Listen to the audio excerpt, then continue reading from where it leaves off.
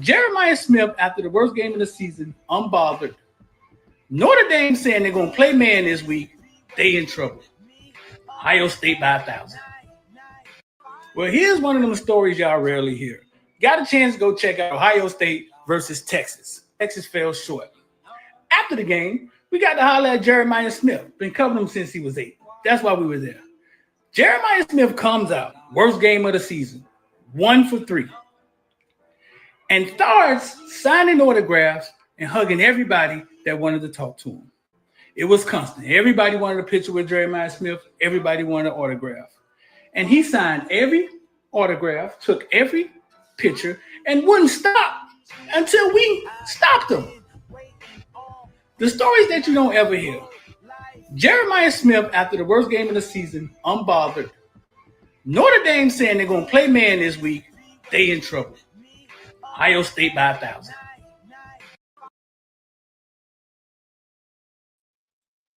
Ohio State by 1,000. I love that. What's up, man? Welcome back, everyone, to wait, somebody had a good suggestion on what we should call this. It was like Flawed on Hay Street, I think, or Really Flawed on Hay Street or something like that. Hay Street is really flawed. Well, that's kind of accurate. So welcome back, everyone. Look at Hay Street. How flawed do you think is going on in the back? We done seen people have dope deals, people standing in a fire, people arrested, going in the air. It's flawed on Hay Street. I love it. Yeah. Also, before I turn this over to Street, I just want to call out that I am in my natural attire based on what men prefer. So I am here natural in my merch and my t-shirt, living my best life. And I just want to say thank you, gentlemen, for freeing me for being able to just be so natural because everyone loves it. So having said all of that, let us know how are you feeling? That's not the kind of freedom we're talking about, Flaw. That's not the kind of freedom we were talking about. Actually, you look like you're in jail now. I thought you were more free the first few shows. This is so great. I can move. I can make sudden movements and nothing happens. You look a little more restricted right now. Yeah. I feel good. I feel free. Woo! Anyway, no one's going to show up and be like, lean a little bit more to the left or lean a little bit more to the right. Hey, I'm just here. What the Mardi Gras beads? Get the Mardi Gras beads. Hey, I tell you, Demetrius, what I tell you, what Demetrius, the natural look always a win. I told y'all that. Thank you. It is a snow day. Yeah, just so we are aware, it is a snow day, so we don't get any snow here hardly ever. So we're snowed in. Everything is everything. So, anyways, this is not about me. Street, tell us about Jeremiah Smith. How are you feeling? No, listen, that video, y'all just watched was taken. It wasn't taking the national championship. It was taken after the Texas game.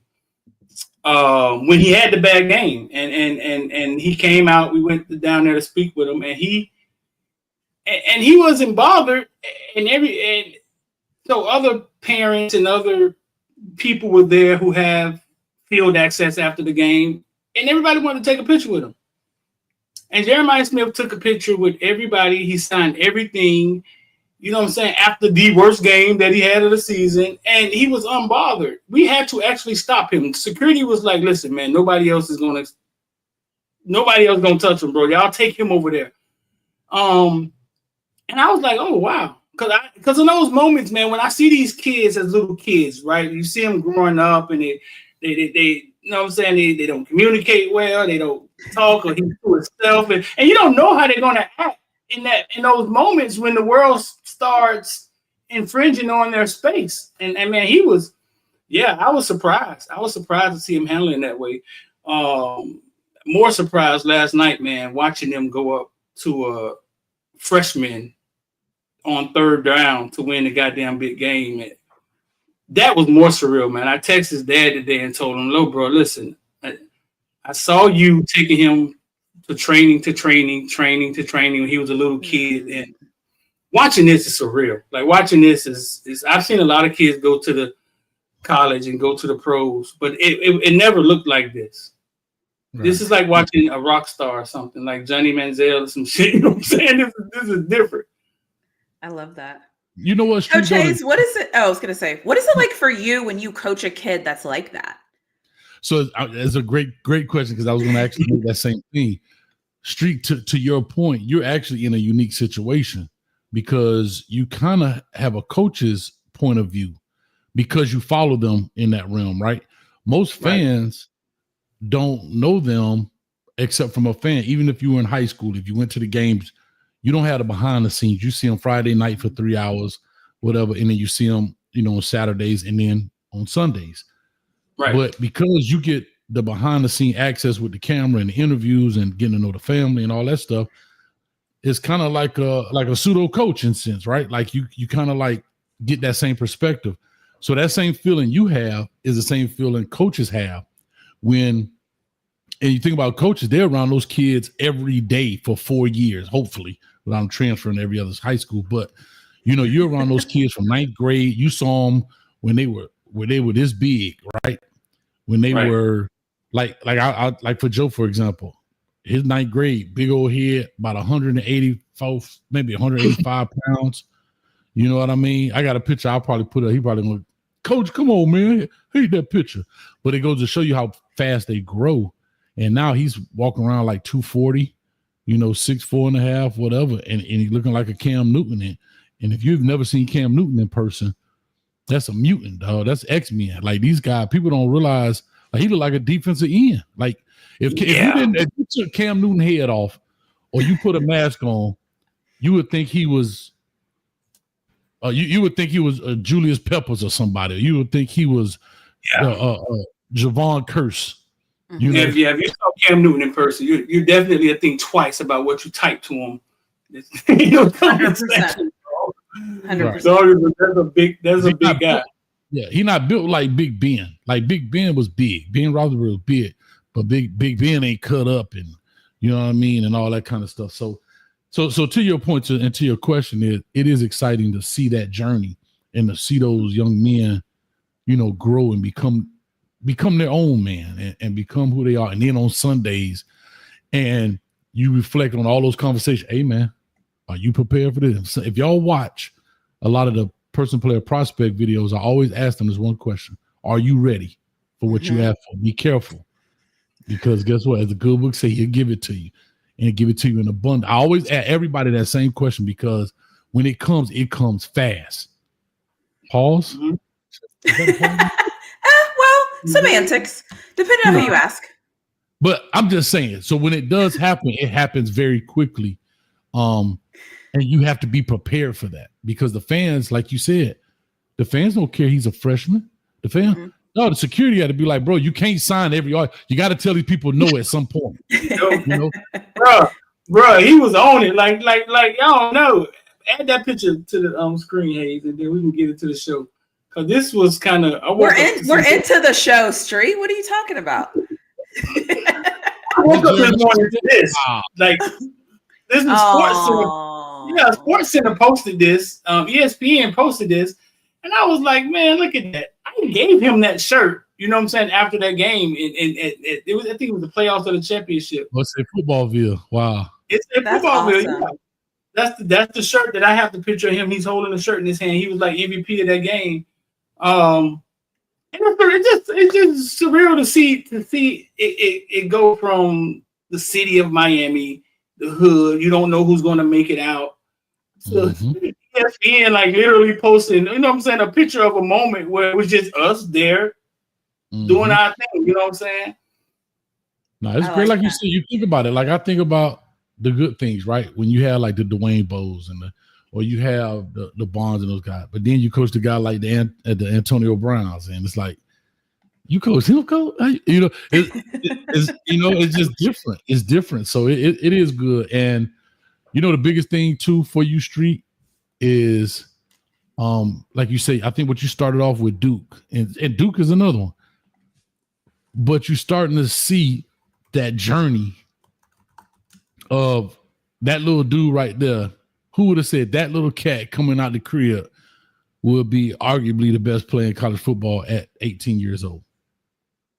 No, I always tell the story where Rod Mack took him out west to under the radar camp, and he was like a year younger than everybody. He was real skinny, And Under the Radar called me and was like, man, who's this fucking little kid Rod just brought out here, bro? Like, why would you bring him out here to get beat up by these kids? You know what I'm saying? And I was like, that's Jeremiah. He was like, man, Rod talking about he gonna be one of the best wide receivers in the nation. I say, well, you know what I'm saying? And then you hit the size lottery, right? Few things have to happen. Hard work has to meet up with, you know what I'm saying? You first got to not get shot. Putting around in the hood, then you gotta hit. Then you get the size lottery. You know what I'm saying? Like he brought it up like as a sophomore to like 6'2". Then once that happened, we were like, "Oh, this is over." Yeah, like, this is over. This Obstacle 1, survive the hood. Obstacle 2, right. your craft. Obstacle 3, be coachable. Obstacle 4.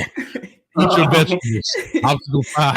I feel like there's kind of a skip step here. This might trigger some people, but what about like you have to kind of win the parent lottery too, or be surrounded by people who have a little bit of sense? Because no, not really. Because I know a couple of people that like could have made it and could have been a little bit further along, but they didn't quite hit that lottery. And boy, I tell you, bro, like, for every one Jeremiah Smith, bro, can I tell you, it's 10 Jeremiah Smiths walking around right now that we never heard of? Yeah. Oh yeah. Well, I don't know if that's Jeremiah Smith. I get what you're saying. You're right. A lot of guys that should make it don't make it.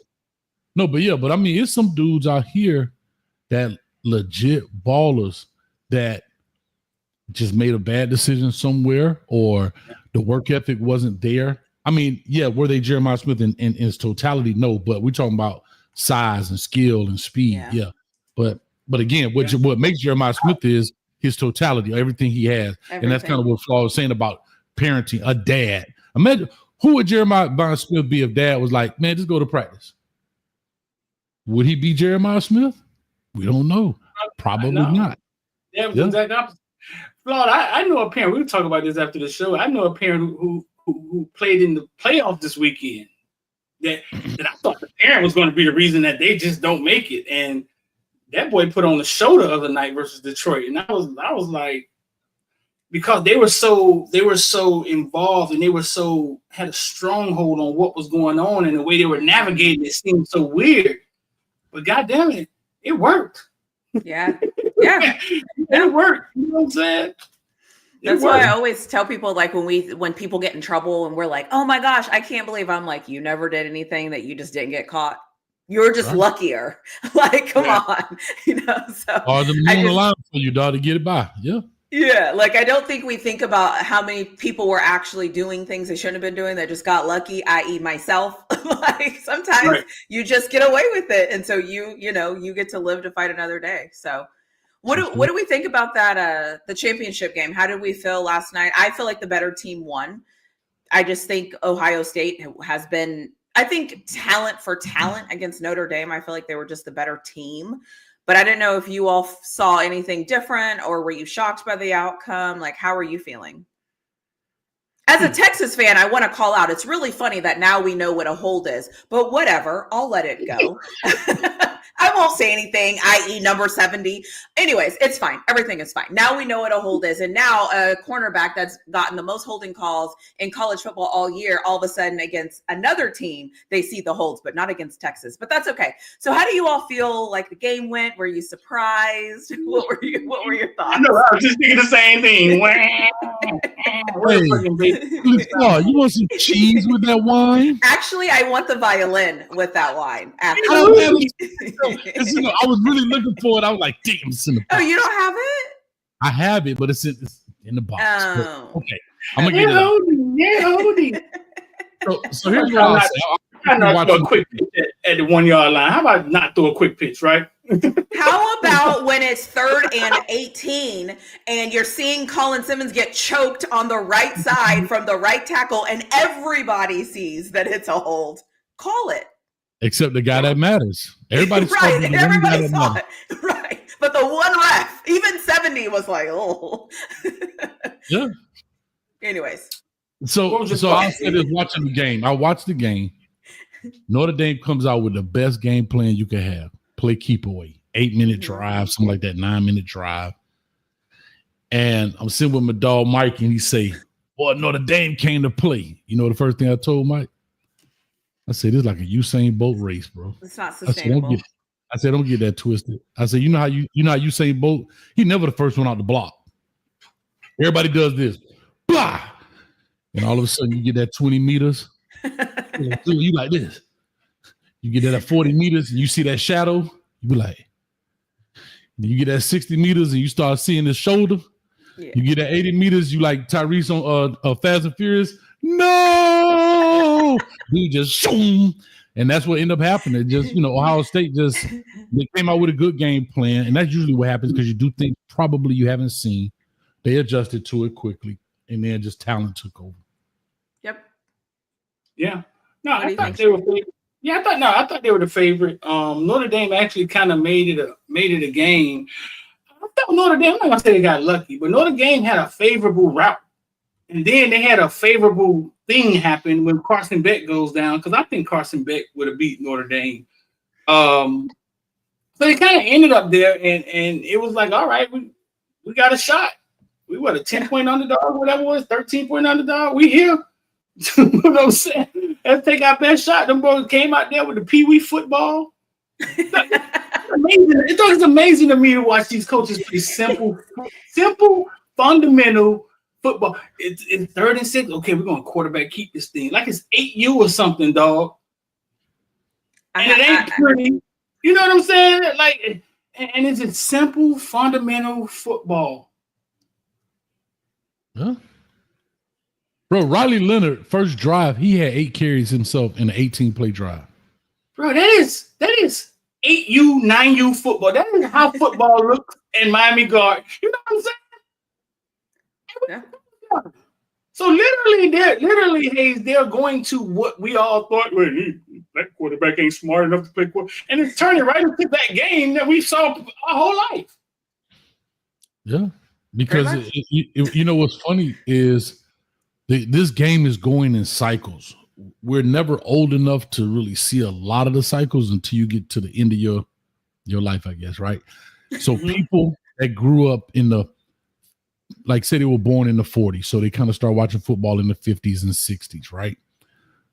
They saw the wing tee, the smash mouth football, blah, blah, blah. Then they see the evolution of the forward passing and all of that into this, that, and now it's getting back to that because I always tell people offenses have the advantage. They can dictate.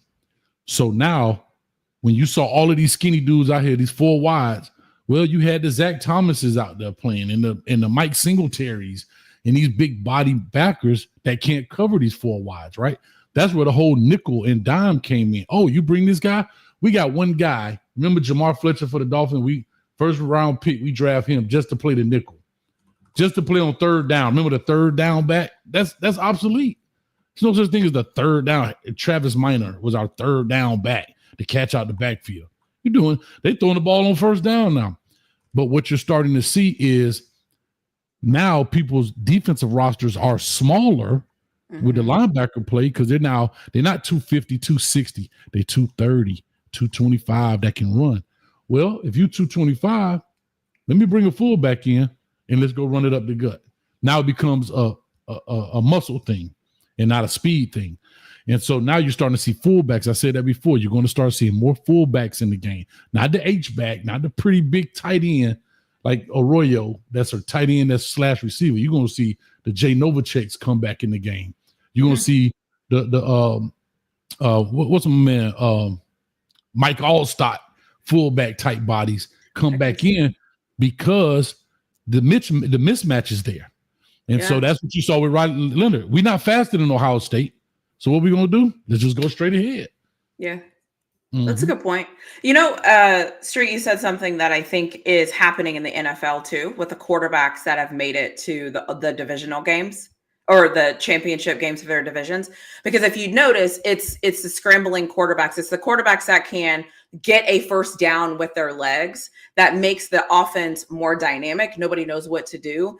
And every single team that the Commanders, the Eagles, the Bills, and the Chiefs, all 4 of those quarterbacks are mobile. They can escape out of the pocket. That's not where they make their money, but they can move out of the pocket. And I think that's the evolution of the game that, let's be honest, a lot of people didn't really want to see because they knew that the position of quarterback would evolve to become that. And it has. I mean, even last night, Will Howard, there was a lot of times where Will Howard, moved the chains with his legs. And I think that's just like that piece that if you have that, your offense is more dynamic. Yeah, your offense is just more dynamic. And the reason you have to, because you got people like Dallas Turner running a 4.39 in the 40 at 240 pounds. Yeah. But so you get the big, like remember Lawrence Taylor was the one-off. Yeah. Like he was the one-off speed demon. Remember Big Gilbert Brown from the Green Bay, 350 pounds, come in on third down or first down. Man, that's over with. I mean, the fact that you can't hit them, it's like nobody's really engaging the quarterback at 100 miles per hour, and they're just running around throwing flakes. Do you ever think they'll open it back up on the quarterback like open season? Because now it's like unfair. It's unfair that they're running down the field and nobody knows if he's going to go out of bounds, and it's not fair, bro. I don't think they're going to change it. And here's why. Like we talked about before we hit live, people like to watch scoring. People don't appreciate good, solid, fundamental defense. Like I say this 100 times. I enjoyed watching the SEC championship. Yes, was I anxious and all the things? Yeah, it's my team. But the battle of that type of football, I loved it. But a lot of people don't. Majority want to see scoring. They want to see 45-37. They want to see high scoring plays and stuff. So how is soccer the most famous sport in the world? Because it doesn't need America to do that. What Americans want and what other people want outside of the world is two different things. Like, we want to have that conversation. We can have that conversation, but America wouldn't be okay with a tied game, because in America, somebody has to be the winner, right? Somebody has to be the best. Somebody has to be this. That's how we live in America. In America, we think it has to be this or that. Everywhere else in the world, they're like, we can tie. It's fine. Yeah. And the thing is, it's a cheap game, right? It's a game that, when I say cheap, meaning anybody can play it. Just get a ball in an open field, right? Mm-hmm. Hey, come on, Street. You from New Orleans, dog. You know them dreads used to be out there on Saturday and Sunday in the field. They get two little parking cones, right? And a ball, and they play soccer. And it's a world's game, right? It's cheap. You don't need a helmet, a shoulder pad, a referee. You can referee it yourself, and it's a cheap game. And you can play it anywhere. You can play it on concrete. You can play it, you play it in the grass, Real fast, Hayes. Add that. Yeah. That's kind of breaking news right there at the bottom, and then we'll get into it. So it is kind of like breaking news. Xavier Lucas literally just posted that he's committing to the University of Miami. If y'all don't know the story of Xavier Lucas, he's the kid Wisconsin was holding back. You know what I'm saying? Wisconsin was holding back, didn't sign his I was gonna say NIL, didn't find a transfer portal paper. So he just unenrolled in school, enrolled in the University of Miami, and whatever they figured it out, he's saying he's on the football team. This could be unprecedented, though. What just happened? Like, Lane Kiffin retweeted it, tried to snitch, tell ESPN, hey, this kid left without getting in the transfer portal. So this could be unprecedented, bro. I don't know what y'all think about it, but this could be a huge deal, what he just did. Was there ever has anybody came out and said they have emails or text messages or anything to make the point? Wisconsin hinted that they had proof. Big Ten hinted that, hey, there's proof. We shouldn't be doing this like this. But his lawyer kind of obliterated everything they were saying. They was trying to say that literally he signed a revenue share deal, which starts in June, which all of college is going to. They were trying to say he signed it already, which was going to have him bind it to the school for 2 years. But his lawyer was like, no bueno, go unenroll. Go unenroll. Interesting. So, go unenroll and then go enroll in Miami, and we'll figure out the football part next week. So here's what's funny. I'm gonna show you what may happen, what schools may do to protect themselves. This actually happened to a kid that I had went to Minnesota. If you owe money at a university, you can't get your transcripts, right? If you right. So because he's on full scholarship, technically he doesn't owe money, but they may have, again, it's all about loopholes. I'm just talking here, some just came to my mind about how universities will protect themselves from this very thing. Because remember, laws happen because bad things happen, right? The stop sign came because two cars ran into each other. Nobody knew where to stop. So that's how the stop sign came about, right? So what they're going to probably do is have it where there's a certain amount constantly on your transcript, on your account that is owed. I'm just thinking of this clearly off the top of my head to kind of protect the university, because if he unenrolls, that means he had a clear balance. If he's going to enroll into the University of Miami, that means he has a clear balance. But if he has a balance, you can unenroll, but you can't enroll anywhere else because your transcripts won't carry, because you have to pay that off. You know what I mean? It's all tied to your social. So they can't hold his transcripts like high school or some shit, right? They can't, like, if he owed money. So like if we were just regular students and we went to the University of Miami, we owed them $40,000. I can't unenroll and say, oh, I can't pay that, I'm gonna go to FIU. I got to pay that off first. I can't take they won't give your transcripts over if you owe money. So what I'm saying is you may always have a constant rolling payment. Oh, y'all get where I'm going with this? So are they trying to say that he had outstanding things and that's No. I'm saying that the schools may protect themselves from kids just unenrolling and leaving like this because he has a free and clear balance. But in order to protect themselves, what if they had a 10 grand balance on there that's paid at a certain time? You get what I'm saying? It's kind of like with the money that you already signed. Interesting. Right. Something to that. Interesting. You got to find a way to protect, because all business is business. Xavier Lucas is a business and Wisconsin is a business. And there are two businesses competing right now, right? Like Xavier Lucas is a business. Like he's a product in essence, right? Yeah. And Wisconsin is a business and they got to protect themselves, because if not, you got kids enrolling or unenrolling all over the place. Like Street said, it's about to go crazy. So I learned that the transfer portal. So apparently when you do the transfer portal, you are in the transfer portal for 48 hours and your team has an opportunity to get you out of it, or, like negotiate or whatever and get you to pull your name out of it. So my question is, though, do they not allow him into the transfer portal at all? They tried to say, no, you can't even go in there. Like, I guess my question is what happened? Like, they have lost a lot of kids in the transfer portal, right? Then he entered into the transfer portal. Wisconsin and Miami has been on rocky road. Wisconsin coach took shots at Miami last year about TBD. When he decided to get in the transfer portal, 247 Sports and won 3 crystal balls into Miami. Okay, immediately. Okay. Wisconsin, like, no. If they have crystal ball in him, then that means somebody tampered. Okay, I'm here to tell y'all. Everybody open your goddamn ears. Everybody's tampering, but it's not from Miami to Wisconsin. There's so many people in the middle that's involved that is not tampering. Period. Coaches talking to agents talking to girlfriend. It's not tampering if it ain't from college. If it's not from college to college. These kids have representation now. So you're talking about somebody tampering that has a lawyer or agent representing them. It's just foolish. So Wisconsin was like, no, they cheated. We're not signing it. They got 2 days to sign his transfer portal and get him out of there. Because I just asked Mario Cristobal, hey, once the kid signs, get in the transfer portal, what's the school supposed to do? He said, we got 2 days to get him out of here. It's technically a 48-hour. What happens is you go sign today. It's technically a 48-hour processing time until he's available to get out on the market. Okay. That's really what it is. It's so to a street is the same thing, but what they call it is processing.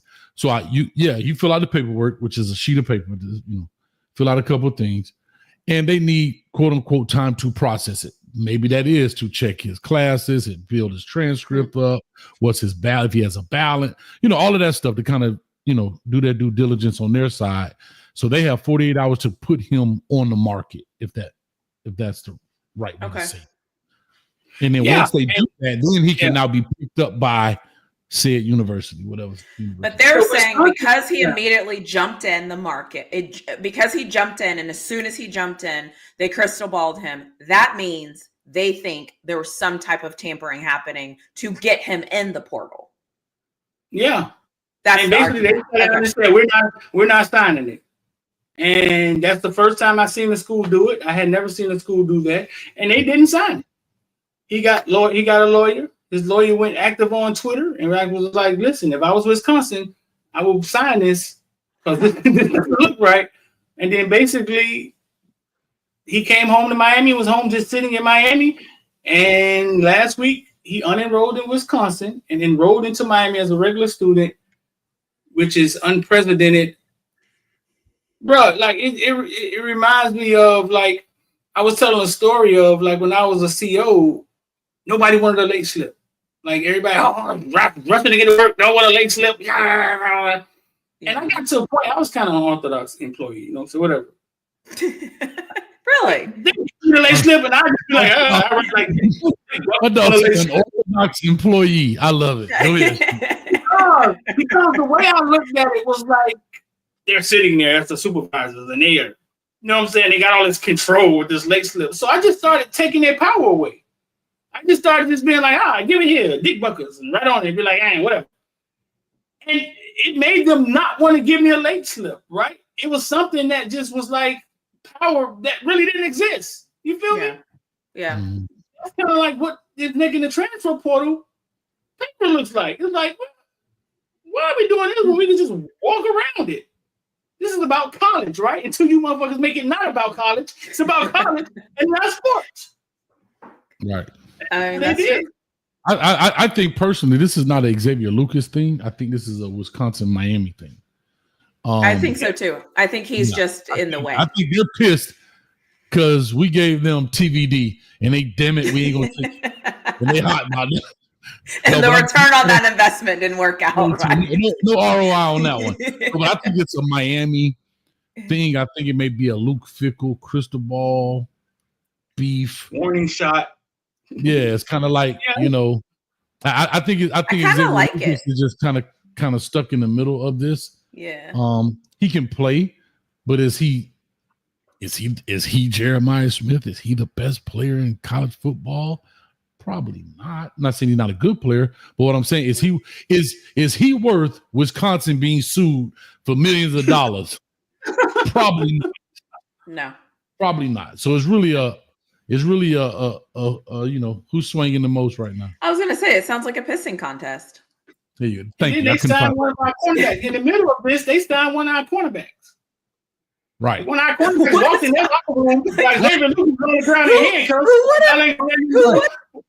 Who would have ever thought that Miami and Wisconsin have beef? Like, of all the schools. Paul, that's the funny thing. De'Ani Hill, in the midst of all it, like Street saying, De'Ani Hill leaves Miami, goes to Wisconsin. No problem. No harm, no foul. No problem. No tampering, no nothing. No tampering, no nothing. How ironic is that? This kid jumps in the portal and immediately goes to Wisconsin. He ain't sitting there 6 weeks. He jumps in 48 hours later. De'Ani Hill, bless, going to Wisconsin. I don't even know what they do. What do they do? This at Wisconsin? What do they do? I don't know. But anyway. But you know what I'm wondering if it's something that kid did. Now I'm starting to wonder if it's more about the kid. Maybe you know how these coaches are. They get their targets. They get the kids that the political side of sports. There's always a kid the coach doesn't like, or maybe the kid whatever. And that kid is like, I don't need to be here anyway. I'm going to leave. And they were like, well, we'll show you. Is he worth $1 million, though? Whatever he did. Is he worth that lawsuit? That's my only question. I don't know. But I think it could be, I just know, I was going to say something. This isn't the show for it. I just know how certain groups of people can act when their ego gets hit. And they will do whatever they can to make your life a living hell. Almost, they're probably going to back off at some point because they've made their point. But if it's against that kid, I could see them just trying to do everything they can to make his life annoying. And that's terrible. Like, see, it is terrible. But have you seen? You seen it before? Oh, of course. Those kind of coaches should be out of coaching. if you've done all you can for a kid and he still has made his mind up, you got to let him go. Got to let him go. It's what it is. You know, you going to hurt him? Like, you ain't going to play football no more unless you play for me. Yeah, come on. We're talking about. But I don't know. Sure. It is what it is. I don't know. Well, hopefully, now he's committed to Miami, so we'll see. We'll see if anything happens. So football, NFL, we're down to 4 teams. How are we feeling? How do you all? I know that a lot of people don't share my shared passion when it comes to the NFL, but how are we feeling about Lamar Jackson? It all happened on Sunday. And before I turn this over, I just want to say a couple of things. You ain't turning nothing over. You're going to tell us how you feel. They'll say, I'm actually going on. So, okay. At the end of the game, once I had a second to take a deep breath, because I was tweeting the whole game, and the whole game I was like, Mark Andrews is off. He doesn't care. He's not showing any effort. And then, of course, Mark Andrews doesn't catch the ball. Okay, cool. So this is me. Put me on the main screen. This is my time. I need to shine. So I have 3 issues with the Baltimore Ravens. My first issue with the Baltimore Ravens is they do things in the regular season that they never do in the playoffs. And that's concerning to me. You have Derrick Henry and you do not use Derrick Henry appropriately. I have a problem with that. The second issue I have is Lamar Jackson. Now, Lamar Jackson's interception, cool. I'll give you the 1 interception. I will not give you a fumble. That is unacceptable. His fumble was absolutely unacceptable. So that is not great. Then Mark Andrews, you have to catch the football. Now, the Ravens didn't lose the game because of Mark Andrews, but they damn sure didn't win the game because of him. So he has some accountability in this. But the first person I'm blaming is the offensive coordinator because I think he sucks and he does this every year. So that's how I feel. Period. How do you all feel? We're kind of hard on Lamar, dog. So Florida, man, we don't get hard on Lamar like that. He's from down the street too, man. You gotta chill on that, man. Everybody can get it as far as I'm concerned. Okay. Hey, well, give it to me then. Shit, I'm ready for it. I'm ready for it. So here's all I'm gonna say. Again, y'all know I put the NFL on. I'm not a real connoisseur of the game. I watch it. I look at it. I don't watch it. I put it that way. But I did watch these. I did watch those games, and people forget people are human. Mm-hmm. The same. Your gift can also be your curse. The same play that you made that made everybody stand up out their seat and be like, "He's the best. He's the MVP." Yep. Can also hit you at the wrong time, right? It happens. That's the gift and the curse of being who you are, right? Sometimes, he's trying to do too much. Well, when he did too much and scored the game-winning touchdown. It worked. And so that's what happens. It's magnified times 10 because you're not just standing there pocket pad delivering a rock, right? Mm-hmm. Those type of things happen. And we can always Monday morning quarterback stuff and look back and say, woulda, shoulda, coulda, if, so forth and so on. However, I've always been a person that, regardless of what happened prior to a game, where am I at now? Because football is football, right? There's somewhere else in the game where Buffalo could have done something, an interception that was dropped. Nobody's thinking about that. Something, whatever that may be. I don't know what that is. A holding call that was pivotal, whatever. But at that particular moment, Lamar Jackson stepped up, stood up, and stepped out and got them the score and put them in. And I don't know if they would have won the game, even if they get a 2-point, but definitely had put them in position to tie this deal up. It's a playoff game. The competition level gets, the more you go up, the better it gets. It's just kind of what it is, unless you're playing the Kansas City Chiefs, and we'll talk about that in a second. But he makes the throw. Like, shout out to Coach JB and them. I watch him and Sean King. I know Sean King through recruiting. And they would get on him about his mechanics on that throw. And I'm like, bro. Yeah, that's wild. You're talking about he's supposed to think, well, that guy didn't have a great game. You threw a very catchable football.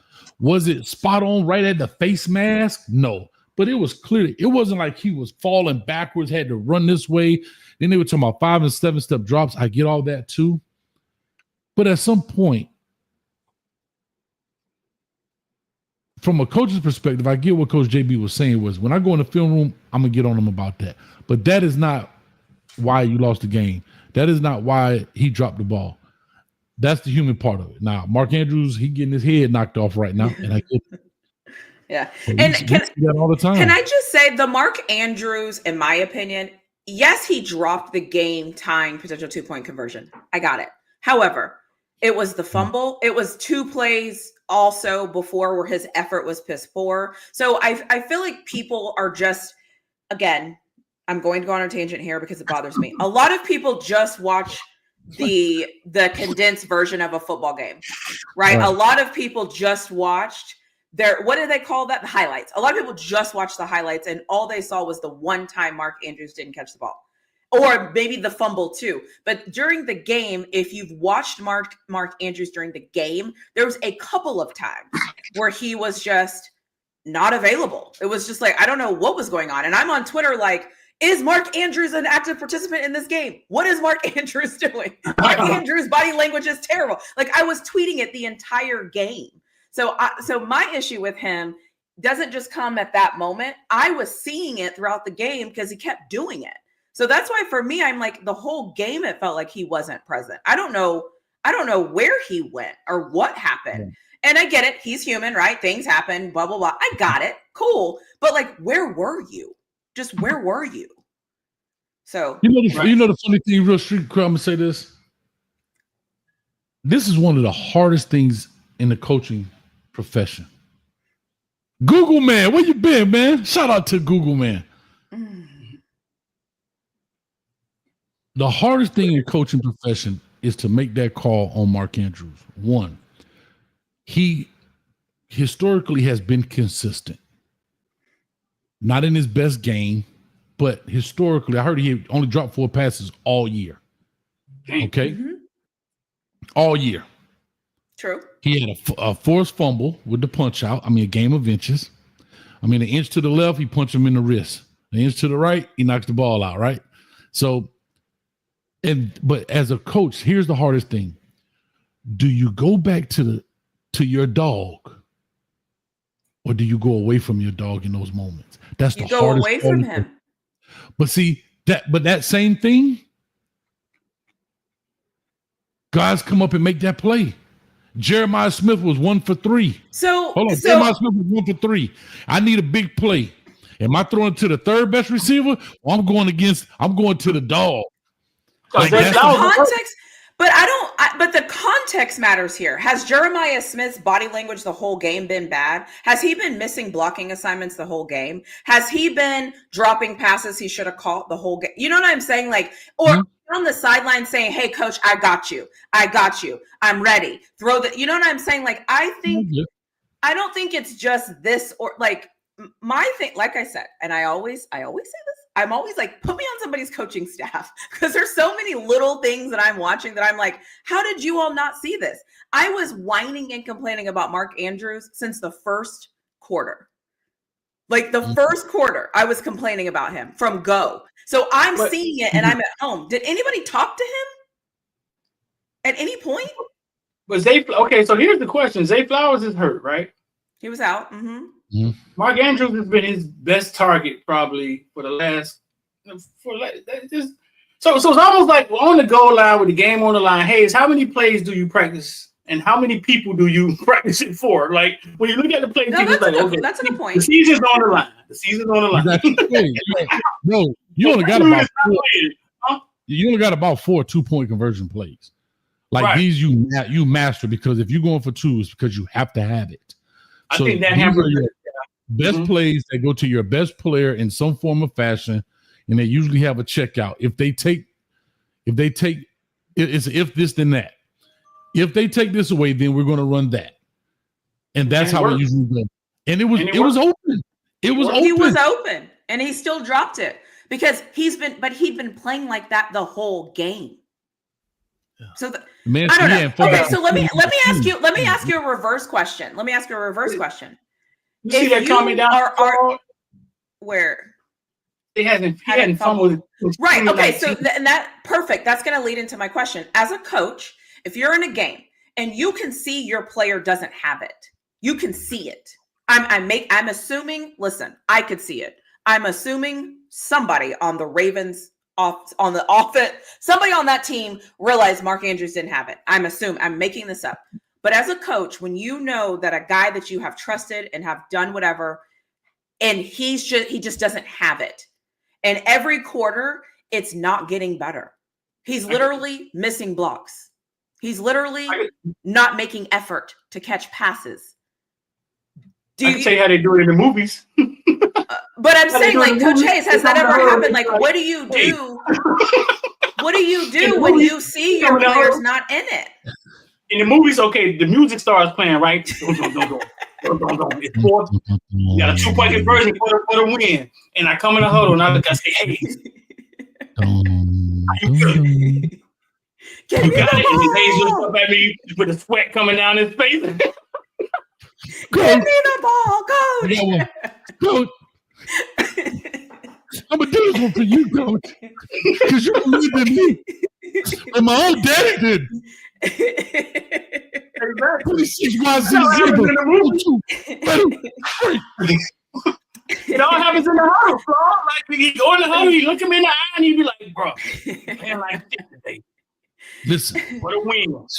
Can we Street, I got get it. Or the win. Are you ready? I got it.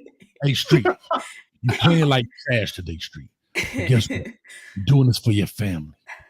Your mom understands. She needs you. You understand? I'm going to throw this corner out. Make sure you're at the back pylon. I'm going to be there. You got me? You got me, Street? Huh? You got me? Coach, my side bitch pregnant. But I got you, Coach. That's all right. Well, I need you to go deep. Like you did the side chick. You're going to be wide open. All right. Now, here's what we're going to say. The women and children in bed, let's go searching for dinner. Ready? What movie that was? With the women and children in the bed. Hey, let's go searching for dinner. Hey, put that picture up there real fast. That's so funny. So if that happens in the movies, then they damn sure shouldn't have thrown it in the for the 2-point conversion in real life, because that was a lie. I got a question. Okay, so somebody asked, was it snowing in Miami? Real quick geography lesson, because I failed geography. But I'm gonna tell you, Miami down here, no snow. Never, ever, in life, ever. If it's snowing in Miami, world about to end, Jesus coming back. Pensacola got snow. Snows what? Once every 20 years, 10 years? It rarely snows in Pensacola, right? So for the people who don't understand, yeah, we all in Florida, but they're way over here by Alabama. They got snow, a lot of snow. We way down here, bitch, if we see snow, motherfucker, I'm going to a bunker somewhere. And the reason there's no snow in Miami is because Miami is close to the equator where it's hot. Talk to him. So therefore, the more south you get, that's why in the like Caribbean and stuff like that, it usually doesn't snow. Just for anybody that's trying to figure out what the hell is going on. That is why. All right, let me ask you this. I got one request before we move on. Street, can you ask Kiki, has it ever snowed in Miami? Just so we can get the facts out the way. You didn't answer my question, Coach. If you see your player doesn't have it and he's struggling and it's not working and his whole body language is off. Can I ask you a question? Is he my best player? That's my only first question. Is he the best player I have on the field to execute this? Well, I don't think the answer to that question is yes, because you have Likely, who's been your young stud all season. Oh no! But has he? But now part two has Likely run this particular 2 Yes, point. Likely was the guy. I don't know if you remember the very, very, very, very, very, very first football game that happened in the NFL season was Kansas City and the Ravens. And Likely was the guy that he was out of balance by like this much with his toe. So it's his fault because he wears size 12 when he should have wore 11 and a half. Yes. Yeah. But I'm just saying, my point is they've been in these situations before and they don't always go to Mark Andrews. That's my point. Okay. So there's been other options. So if there were other options, I may take that. But let's just say he's my best option. Oh. Let's just say he's my best option. Let's just say he is my best option. I'm in his head. I'm like, look, baby, whatever you got going on, put it away. I need 6 seconds of you focusing. Just 6 seconds. You got to talk them into that stuff. It's just what it is. I like if he's my guy, and that's the only guy I have, because it's 2-point conversion. You got time to talk to him. You know what I mean? So, hey, OC. So it was a bad play call then. Yeah, it was a bad play call. It was a bad play call. Through the OC. If the OC is not paying attention to body language because he's so enamored with the play calling and how's it going and all that. Sometimes coaches don't see that. They don't see the body language because they're in the play sheet. Because they're men. That's why you need women on the sideline. Anyways, ask Kiki. Ask Kiki. I'm going to say it has snowed in Miami one time. Talk to me, Kiki. Hey, GPT, go get Kiki. I want to talk to Kiki. Where's she at? Go get Kiki. In a hood voice. She got it. We're on the block. What you need to talk to her about. You know how she is. Yeah. Go get Kiki, man. I got a question for Kiki. Would they live in a house? Hey, chill. I got you. Let me see where she at. Kiki, yo, she ain't picking up right now. But what's up? You know I got you. Okay, all right. Our question is, has it ever snowed in Miami? That's our question. Watermelon. Yeah, it actually has snowed in Miami before, but it's super rare. The only recorded snowfall was on January 1977. It wasn't much, just flurries. But people down there were shook because, Miami ain't built for that. Since then, it hasn't happened again. Street, that was the year we was born, dog. It was the year we were born. 47 years ago. You came back home yet? Because I don't like talking to you. You sound like a butch. I won't talk to you. You say a butch? A digital butch, dog? What are we doing? Wild for that. Kiki's still out, but you stuck with me for now. What you trying to talk about, though? I can switch it up for you. You sound a little soft. Talk about, though. You sound a little softer. Sound like you cop muncher. Man, whatever you on, football, life, memories from back in the day. Let's run it. What's been on your mind? 1977, dog. My mom was pregnant. Her voice was a little bit, I was born in May. So her voice is a little deep, but she sounded like the perfect lady, dog. Like, it's a little tough. So let's talk about the Kansas City Cheats. The what? The Kansas City Cheats. Patrick Mahomes? Yeah, let's talk about the Kansas City Cheats. What do we? Do we have that? Do we have that queued up? Street? Can we play that without getting? We're probably gonna get hit, huh? The Kansas City Cheats. What? We're probably gonna get hit. We're probably gonna get hit if we. So, okay, I'm just sick and tired. Basically, I just like. It's so bad that even people that are cheering for them know that it's bad. Like I always say, Americans never agree on the same thing. So when we do agree on the same thing, there is a problem. So like the phantom calls, their right tackle or left tackle, I can't remember which one, false starts on almost every play.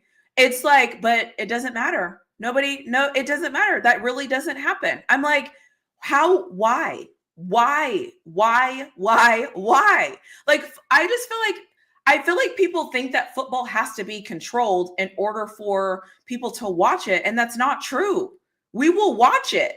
Like I don't know about you all. I will watch a Division II. I don't know a single player, a single whatever. I will sit and watch the game. Like, I don't know. I don't know why, but the Kansas City Cheats. I'm sick and tired of them. But what do you all think? The Kansas City Cheats. No, cheats. Cheats. Not cheeks. Okay. Cheats. I want to interview Roger Bell. Roger Bell, famous guy who choked Kobe Bryant out in the game, who closed on Kobe Bryant. I once interviewed him, right? And him and Kobe had a huge feud, but before Kobe got out of the league, they were friends. He would always have to guard Kobe. And he said one night, I don't know if he said this on or off camera, but okay, I'm finna tell y'all. He said one night, the ref started with the BS, calling foul on Kobe, right? And he got mad. He started getting pissed. He said Kobe looked at the ref and said, call it fair. And he said that night he got more free throws than he's ever got in any game. Roger Bell did. Wow. Interesting. Mm-hmm. So it goes to show there's a bias. There's a bias. You know? And it's at the end. Was that a foul streak? I'm going to tell you guys this, bro. I'm not going to use color, black, white, whatever. The people at the top that control things, right? The white people. They don't like to not have control over things. I want y'all to understand this. They don't like to not have control over things. They don't play fair. Like, we always want to do things fair, get it out of the mud. They like to have control over things and know how things are going to go. They don't like taking chances. So, I don't think it's rigged, right? But I do believe Roger Bell when he said Kobe looked at the ref and said, call it fair. How do you not think it's rigged, saying what you just said? Huh? The people at the top like control, and they're going to control these games, but they're not rigged. How is that? Rigged would kind of be like, hey, man, Kansas City has to win. Well, I've seen that. Texans could have won the game. You're just playing with an unfair. No, they could not. No, but that's it. They couldn't have won the game. That's the whole point. If the Texans couldn't win the game, then the Washington Bullets or Redskins or whatever the hell they are would not have had a chance to go in Tampa and win, and then go to Detroit and win, because nobody wanted to see Detroit go anywhere. What are we talking about? First of all the penalties were on third down. So the Texans had gotten them off the field and did what they were supposed to do. And then here comes a penalty. So I don't believe that. I believe that they think that Kansas City gets them more views and gets them more likes. Because you know what? Bad people watching because they want somebody to lose is just as important as watching because you want somebody to win. And Kansas City has that. They just have that. Because now we're all watching because we want them to lose. And can I say this? They also score points. The quarterback is exciting, right? The tight end has got a Swiftie, right? That's it. Yeah. So it is that. Hey, Street, I want to play this right quick and Flaw. I want to play this because I think it's interesting. I don't think they want them to lose. The only way they will lose is if they think Josh Allen and this Bills team can get them the views that they want. No. That's what I believe. So I don't know. I think this is interesting. Everybody's been talking about the double standard and so forth and so on. Now this has happened. This guy's going to explain this. Y'all check this out. Patrick Mahomes' double standard is the most confusing thing I've ever had to confront as an NFL fan. Here's Lamar Jackson getting hit late and hip drop tackled on the sideline. And then we have CJ Stroud getting hit late against the Chiefs, mind you. And I just want to point out that everything I'm showing you happened within the last 2 days during the second round of the playoffs. So we're comparing apples to apples here. Imagine any of these quarterbacks being replaced with Patrick Mahomes, and imagine the referees not throwing any flags on these plays. Look at Jalen Hurts here. He looks at the ref like, are you serious? Are you not going to throw a flag? And then watch Jared Goff get destroyed in his face mask on this block. If this is Mahomes, this player is serving prison time. Goff had to come out of the game and was not the same player when he came out of the medical tent. I don't understand how this is a controversial take. When it comes to player protection, there is a clear double standard. Patrick Mahomes has an extra layer of security when it comes to his protection. I think it's pretty clear that the NFL's number one priority right now is profits, but I think they're thinking too much in the short term. They're looking at Travis Kelce and Taylor Swift and Patrick Mahomes three-peating, and they see dollar signs, but I think they're forgetting about the average everyday NFL fan. Fans are not stupid. They see what's going on, and they see that the NFL is willing to water down its product in the interest of short-term profits. The Patrick Mahomes double standard is the man. Them people look at numbers. Really flawed. What do you think about that video? Accurate, inaccurate? He's 100% accurate. And can I also just say, like, the thing that actually pisses me off more than anything, fucking Patrick Mahomes is still out there flopping, wanting more calls. Like, bro, really? And it's frustrating too, because Patrick Mahomes is a great quarterback. He's phenomenal. He's the best quarterback in the NFL right now. The best, hands down. It's not even close. He is the best. You don't have to flop. What are you doing? I don't have a problem with it. Can I tell you this? Y'all remember that commercial, the basketball? It was, I don't know what they were doing, but it was basketball, and it touched the kid's hands, and the ref was like, ball that way. He was like, Coach, I touched it. Coach, I touched the ball. He's like, all right, go do the right thing. This ain't that. No. If you got it, use it, bro. It's like anything else, right? Michael Jordan used it to his ability, right? Because I asked you earlier, Street, that game-winning shot when he did the flyby and he pushed the dude by and made the game-winning shot. Was that a foul? Mm-hmm. Should they have called? I'm asking, should they have called that a foul? Yeah, it's a foul. Craig Elo. Not on Michael Jordan, it ain't a foul. And that's my whole point. So if you got it, I don't necessarily like it, but I'm not mad at Pat. It's not Patrick Mahomes' responsibility to call it. It's the refs to keep him in check. But if you allow me to get away with it, I'm gonna keep going until I can't. I think we have to hold the ref. I know sometimes we like to bash the player. Man, he's soft. He didn't hear that. But if I can get away with it, and you're gonna let me get away with it, then I'm doing it. But Lamar getting that hip tap, that is diabolical. Lamar, it happened to Jalen Hurts also. That hip tackle, that's diabolical. That's an illegal tackle and it's out of bounds. Exactly. Right. Against the rules. I tweeted out, where's Mahomes referees when Lamar need them? Right. And that's the thing. And my thing is I don't blame Patrick Mahomes that he has a level of privilege. I don't that's not his fault, right? Somebody said in the chat, it's like a pretty girl privilege. I got it. I don't blame him for that. That's not my issue. My issue is that the officials, if you're going to treat Mahomes with like that protection, give all quarterbacks the same protection, because what happens is people don't know how to play against the Kansas City Chiefs. That's the bigger issue, in my opinion, because what the Buffalo Bills were just able to do with Lamar Jackson, now come this weekend, they're going to have to play defense differently, because what they just did, they can't do that now this week. So now you're impacting the way these teams are even preparing, or the things that they can do, because you're protecting, like, to me, that's my thing, is it's like, it's impacting how people can even play against this team.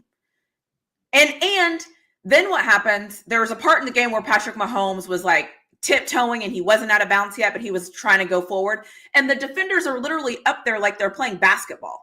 Like, that's how they were playing defense. Like, just don't let them get past us. What is this? So it's just like, I don't know. I don't understand. I don't understand it. Like, I don't understand it. Well, I'll say it like this. All these guys that we're talking about are at the top of the mountain. Like, and that's why I don't really have a problem with it. Because once you get to that point, bro, it's like, yeah, something probably should go in your favor. The Texans have to be better. They have to work around it, and whoever, you got to work around it. Yeah. Now they're coming out. Everybody's coming out talking about it, and the Texans actually commenting about it after the game. They may chill. They may chill a little bit, because you ain't gonna just sit up here and dirty the game like that. Because now we've been complaining about it this is year 5, year 4. They'll do it next season. They ain't gonna do it when you're too close to the finish line. That was the worst. That was the worst I saw this weekend. That was the worst I saw. That when them boys hit each other and they call, and he didn't even hit him. You know what I'm saying? I was like, whoa. Hit him. You didn't even hit him. And like I said, and it's on the field. And it's on third down. There's a camera on the field that I always ask. I'm like, hey, baby, where's this camera at? The camera's under it. There's cameras on the field, and it's like, where's this camera at? Like, it looks like it's walking with him into the huddle. But you can't see. Y'all can't see when somebody hits somebody when they don't hit them. I'm telling you, dog, it's bad. Like, because a lot of times they throw it off reaction, and then so there are penalties that are reviewable, then there's not. The problem is, once you throw it off reaction, you're stuck with it. It's like the clip of the in basketball. I just saw this clip go by. They ejected a player. What's the real tall dude that played with number 1? Real tall cat. He played basketball. Come on, he real tall, bro. He snatched my man ball out the air and everything. The Light alien. skin. What his name is? The alien. They call him Alien. Yeah. But anyway, bro, what's the tallest player in the NBA name? What is his name? Wambe or yes. Victor. Yeah, Wembley. Thank you, NASA. Yeah. Shout out to NASA. If you ain't cheating, you ain't trying. I know he's from the crib. But there's a clip of him flopping and falling. They ejected the other dude, but it was a reactionary call by the ref. Right? It didn't help that she was a lady because I was like, she can't call. But again, dudes do it too. But what I'm saying is, she just out the corner of her eye, she just saw a body flying. So therefore, he had to have been pushed for him to fly that far away when they don't really have true evidence. And if you don't call it and he really got pushed, then you're not doing your job. Right. So somebody said they can huddle and pick up the flag. So, yeah, they can. But you have to remember, if you do that enough, you start losing your credibility. So you got to stick to your guns and double down sometimes. Well, then why do they have it to where you can have an instant replay review? Why is that a part of the rules? Some things are not reviewable. Even though they've changed the rules this year. Like those calls against Patrick Mahomes, New York let them stand. They could have said no. Oh, you mean you're not a team New York? Okay, upstairs. Sorry. Like, the NFL. What is it like? What kind of coach is that? They need to fire him. But I get what you're saying. You're talking about the instant replay. Yeah. Like holding is non-reviewable. Right. Yeah. You can't. Yeah. That's what I'm saying. You can't do that. Yeah. Those type of hits, they are. But even personal fouls are non-reviewable. Like when you push somebody out of bounds, you call it. They don't call it back because you push them. Now targeting is reviewable. The two call. So again, I could be wrong here, but when I was watching the Kansas City Chiefs game, when they hit Patrick Mahomes on the first call, the guy, they have a guy come in that's like, if you look at the rules, and the guy says they have the ability to look at this and to change this. They have the ability. And then they didn't change it. And Troy Aikman was like, this is ridiculous. Yeah. And then it happened again. And he said they have the ability to watch it, and they didn't change it. And again, like they were both like, "What are you supposed to do?" It's bad, bro. And the thing is, it's like, how do we get worse? And we have the technology to be better. That's my thing. That's it's like how we got all this technology and people still can't read. I'm sorry. I didn't go there. But you know what I'm saying? Like I'm so lost in this, bro. Just like people don't know where Miami is on a map. Leave my dog alone. My dog says, man.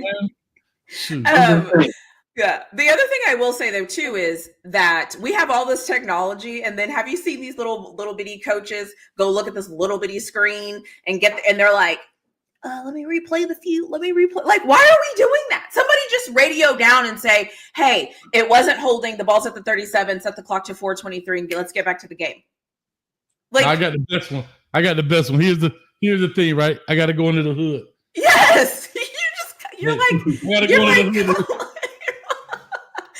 come on. Was he holding?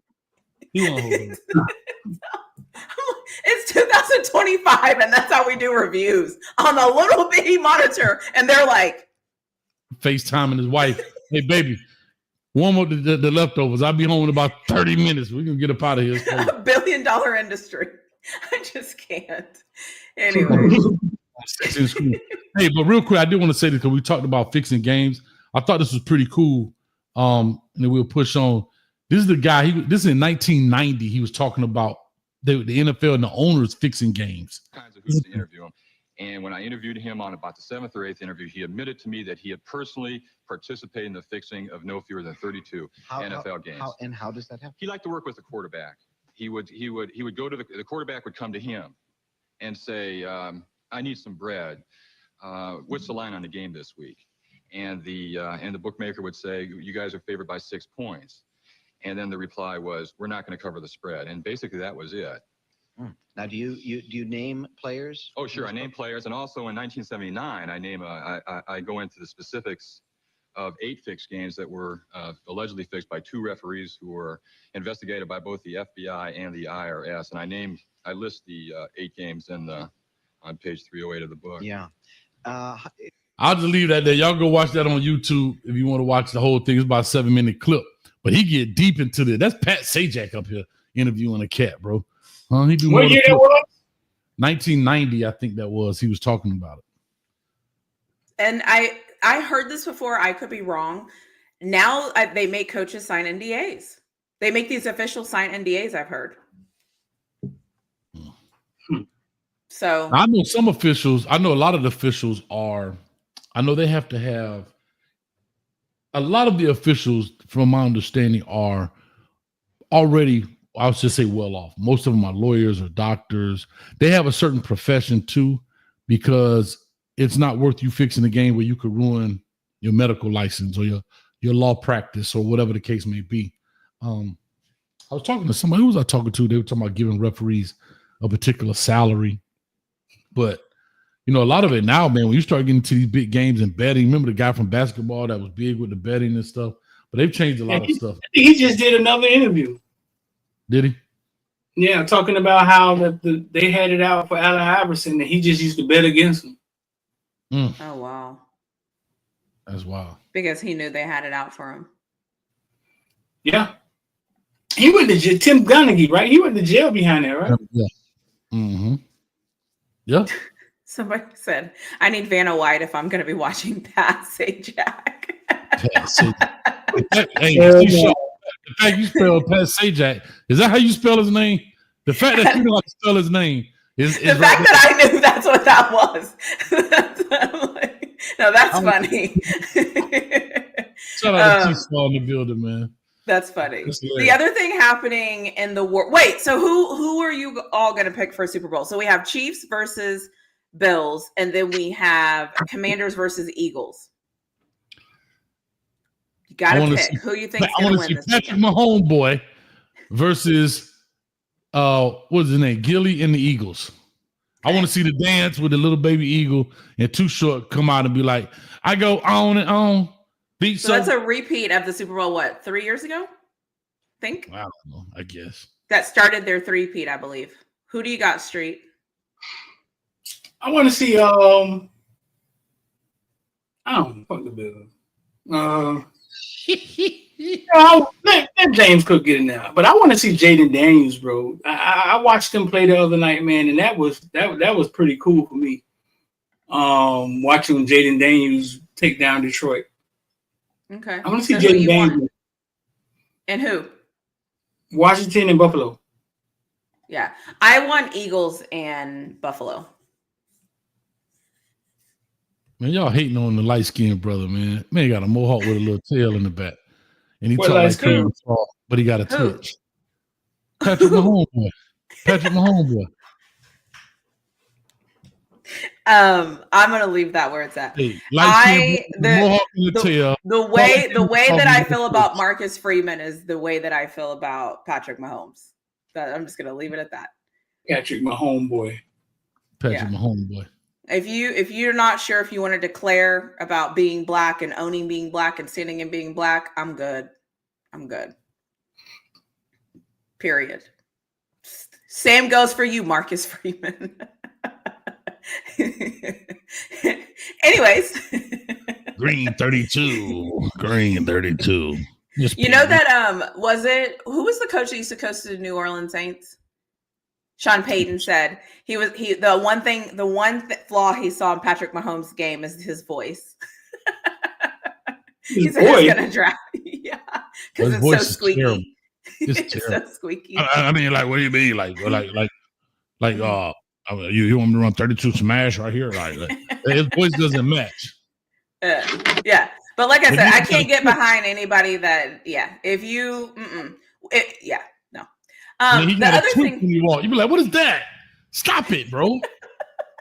Speaking of people I can't get behind when I don't feel like you're for the culture, what do we think about the inauguration performers? What do we think about Snoop, Nelly, Rick Ross, Soulja Boy performing for Donald Trump this weekend before he was inaugurated? How do we feel about that? Do we have any thoughts? Do we have any feelings? I have a problem with it. I think once somebody's elected to be the president, it's kind of like the position that you gotta respect. I got child support to pay. I'm going up there for goddamn Trump. You know what I'm saying? Like, listen, bro, can we help me out? You know what I'm saying? I'm gonna get up there and tap dance, whatever I gotta do, man. I want the president on my side. You know what I'm saying? When it's time to go to war in court. I don't know what y'all thinking about, but okay, she lost. Fine. Okay, she lost. She's finna ride off into the sunset. He's the president. And you know what I'm saying? Respect for the position. Like, nah, I see if she was Adolf Hitler or somebody. Trump literally, you don't have to show me him hanging niggas before I take it that serious. What do you think, Coach A? How much did they get paid? Because Nelly kind of elegantly, like, Nelly was just like, bro, listen, I respect the position. Like, he's the president. Soulja Boy was like, oh, man, I got some rats. Obama didn't call me. And sometimes that's what it is too. Obama, the president, he never calls you. You know what I'm saying? Because he can't call everybody. And then now you like, damn, well, Trump called me. Well, here's what I'll say to that. What Soulja Boy said, I'll answer him first. First of all, remember when Obama brought common sense there, they almost want to throw him out the White House. Common Sense is not a gangster rapper. He don't rap about dope and drugs and like, you know what I'm saying? He's a hip hop artist. He's not I look at rappers and hip hop artists, two different kind of people. Maybe that's just me. And Street, you've been in that business, so you probably can identify that a little better than I can. But bro, these people jumped on Obama because he wore a tan suit one time. They jumped on Michelle because she went sleeveless. Now everybody on the news go sleeveless. But I'm gonna leave that alone. Here's what I'm saying about the Soulja Boy part. There's certain things you can and can't do, but I'll leave that there. Nelly, I don't know his political affiliation. I don't have a problem with anybody performing if you didn't say anything. If Nelly didn't say anything, he goes and performs for his answer was legitimate. I accept it. I may not like it, but I accept it. But for Snoop is where it's different. And for Snoop, why it's different is because, especially in our culture, we so big on stand on business. You got to be authentic. I don't back down from nobody. I don't blah, blah, blah, blah, blah, blah, blah. But we're going to let hang money over your head? Okay, well, here's what I'll say. Snoop, or matter of fact, Snoop, here's what you say. So ain't nobody gonna perform for Donald Trump, huh? Which one of you jigaboo? The first one. I'm waiting. I'm gonna roast the Uncle Tom for doing it. Which one of you? No. Osby's the one that performs for himself. About noon, just thought that I had to be in. So I gotta stop because I hope they don't copyright us. So back to my point was, hold on, but my whole point is, we'll cancel a rapper because he got a ghostwriter. Because he ain't authentic. We'll cancel a rapper because he got a ghostwriter. But if it's about the bag and I need help with my rhymes, why I can't get a ghostwriter? But see, it's what we prioritize. But Snoop says that right there, and then goes and performs. That's before Snoop ever thought he could win, probably. Snoop probably never thought in his wildest dreams that Trump. No, the first time he said that was in 2017, after he had won. Right. This is going into him and Biden the showdown. No, you know what? My issue is, wait, there's a super chat. Do one of y'all want to do it? Oh, yeah, Lou in the building. What's up with you, Lou? People forget Trump pardoned Harry O., which is the person responsible for financing the start of Death Row Records. That was a favor being returned. At the end of the day, it doesn't matter. I'll do another favor. What I'm saying to you is, when do we stand on? All my only thing is, when do we stand? If Snoop never said this, man, go vote for who you want to vote for. I can't trip. That's what you want to do. I ain't mad at you. But what I don't like is when you get these grifters that come on these YouTube channels like Officer Tatum and ABL and all them fools. They love this foolishness, right? But now let's flip Snoop Dogg's. Snoop Dogg found the way that everybody's hating on him.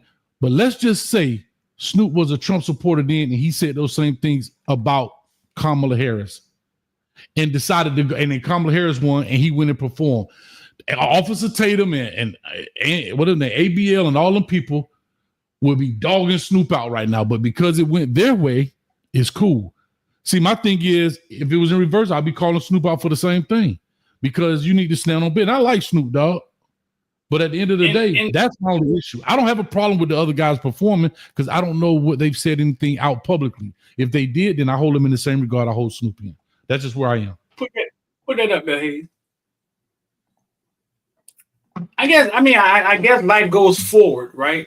Life goes forward and it doesn't go backward. In 2021, Snoop thanked Trump for pardoning Death Row Records, you know what I'm saying, founder Harry O. So at that point, he probably looked at him different. I mean, life goes forward. It doesn't go backwards. You know what I'm saying? Maybe he asked him to do it. Maybe they wrote for him to do it, and maybe he did it. So now he probably sees them different. And then, I mean, tell people, listen, bro, we're talking about the president. You don't know why somebody would get up there and perform just to be on the right side. Elon Musk gave that man $40 million a month just to be on the right side of politics for the next 4 years. You don't know why somebody wants to be on the right side of president.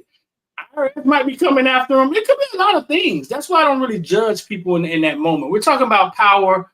You're talking about power and a lot of shit going on. It ain't all about. I ain't got no problem. But don't be one. You're a real G, then. I don't have no problem with that. But don't come out there and say you a real G. I keep it 100, because you don't. That's all I'm saying. If you're going to do that, I'm cool with that. But don't misrepresent yourself by saying I keep it 100. But then if somebody dangle a cash in front of you, and again, I'm not talking about the average Joe Schmo that's trying to make it out. Man, this man I can't count his pockets. I don't think it's always about money, bro. I think at that level, I think it's about power. I think it's about power and leverage. And to me personally, Trump showed his power. You talked about me, you put the gun on that music video and bang like you shoot me in the face. I'm gonna make you do something to what? That's gonna mess with your integrity, not mine. Watch this. You finna get up here. I don't know if Trump brain go that low. I think it's all a big lie. It's why I always tell people, don't look at these celebrities as anything other than you would look at a friend or a human being that walks across the street that you don't know. Like these people. What is it? Go ahead. Go ahead. No, they just these people honestly in real life don't stand on anything. They don't stand on anything they claim to promote. They don't stand on the culture. They don't stand on anything. And until we realize these people are fake and they don't stand on anything, spoiler, your favorite celebrity is probably fake. They don't stand on anything because they want to be liked amongst their peers. They don't give a damn about the fan base. They need to be liked amongst their peers. We pay their bills, got it? But those people give them the power. Those people give them the headlines. Those people give them the things. And this is, what is that saying? Power corrupts. Absolute power corrupts absolutely. Mm-hmm. Because it's all the same. It's all the same. Everybody is tap dancing for Donald Trump right now. So you have Facebook that's tap dancing. You have Google that's tap dancing. You have everybody that's tap dancing. And this is what happens. Everybody starts to tap dance for him.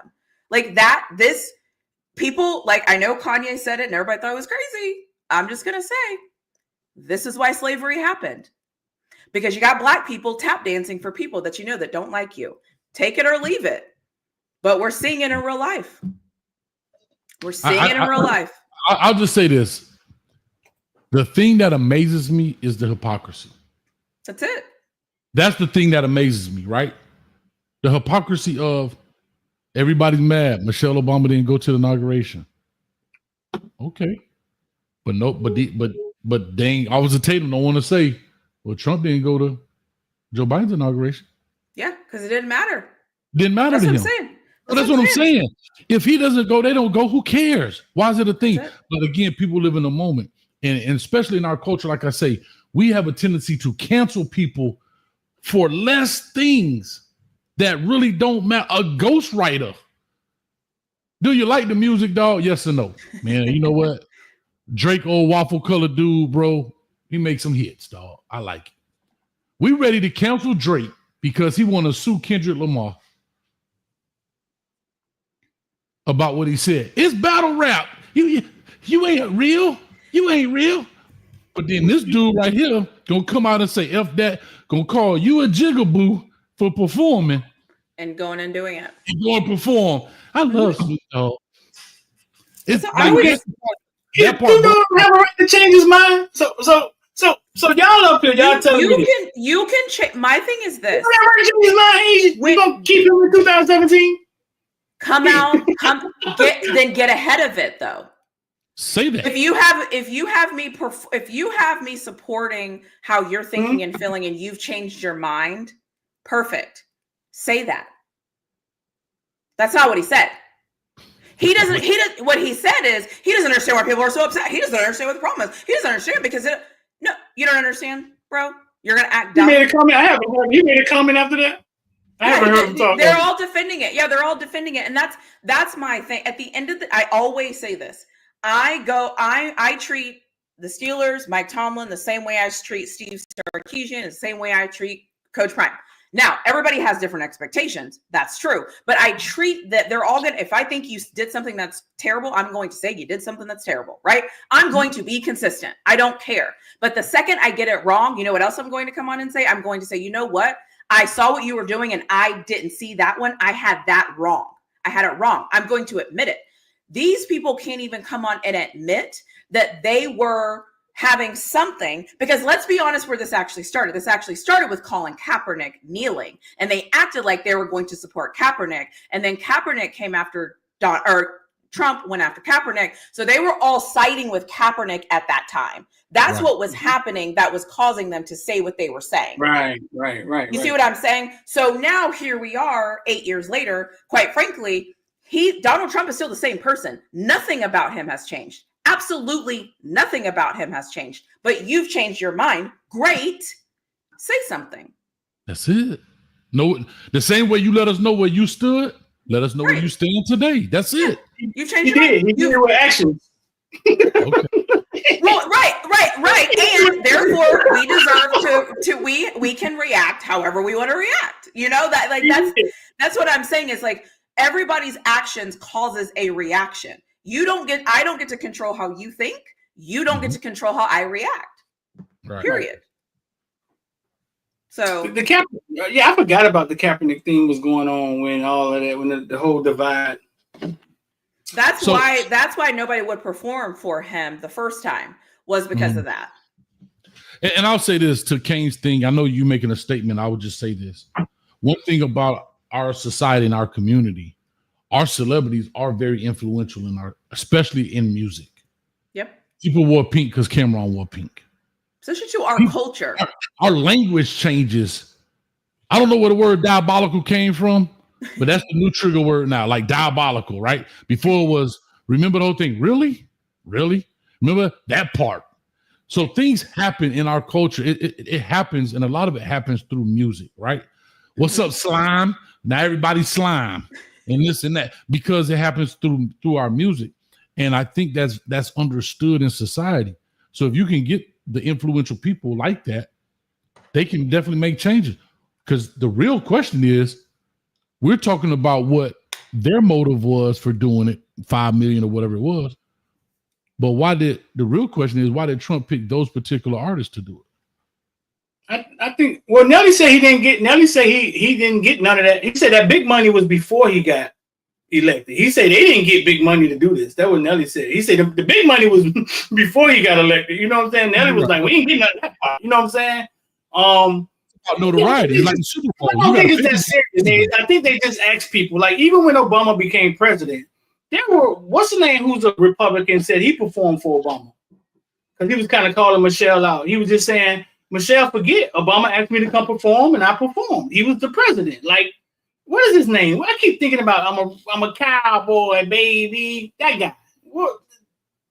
The country guy kind of raps sometimes with the long hair. Hootie and the Blowfish? Hell, I don't know what you're talking about. Hootie and Blowfish is black. He's a white guy. Kid Rock. Kid Rock said Obama called him, he performed.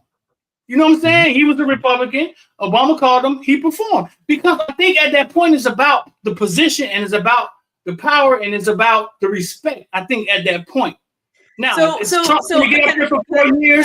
Is Trump going to get up here for 4 years and it's not going to look as respectable as... No, of course, it's going to look different for 4 years. But I think at that point, it's about that. You know what I'm saying? It's not necessarily about... And like I said, you don't know what people's going through. But can I ask you a question? Trump on his side supported his homeboy. You know what I'm saying? His homeboy man asked him, hey, bro, listen, can you get to Trump? I'm in fucking jail. You know what I'm saying? So is it about the position, though, if he wanted you to do something that you didn't want to do? Is it like if Donald Trump was in front of you right now and said, hey, can you go pick that cotton? Would you go pick that cotton because he's the president? No. Exactly, No. Because context, right? So Yeah, I get you saying that, like it sounds good as a talking point, but that's not actually real, because in real life, that's not true. Because, for example, the reason why I say that is because let me change the person. If my dad was in front of me and said, hey, can you do that? I'm going to do that for my dad because he's earned that respect. I'm not doing that for Donald Trump. So even that comparison isn't a good comparison. You know what I'm saying? If my grandma came over, you're not going to compare performing with picking cotton. I ain't picking cotton. Jesus would walk through here and be like, pick cotton. I'd be like, Jesus, well, you know what I'm saying? There's better comparison than that. The point is that you can use that verbiage and that argument for that point and that point only, which that's not a good reason to make a point on something in life. Like, that's so one-sided to say, oh, well, he's the president in this regard, but he's not in this regard or this regard or this regard. Him being the president don't give him dominion to do what he wants to do. He's asking you to perform. He's not asking you to go jump off a cliff. But he's asking you to perform picking cotton too. Picking cotton is a performance. Questions aren't created equal. You know what I'm saying? Give me something else to do. I'll give you something else. There have been other performances Snoop has turned down. Exactly. Like other promoters or whatever, or other venues or tours he's been on. I just told y'all that this man parted Snoop's friend. I hear that.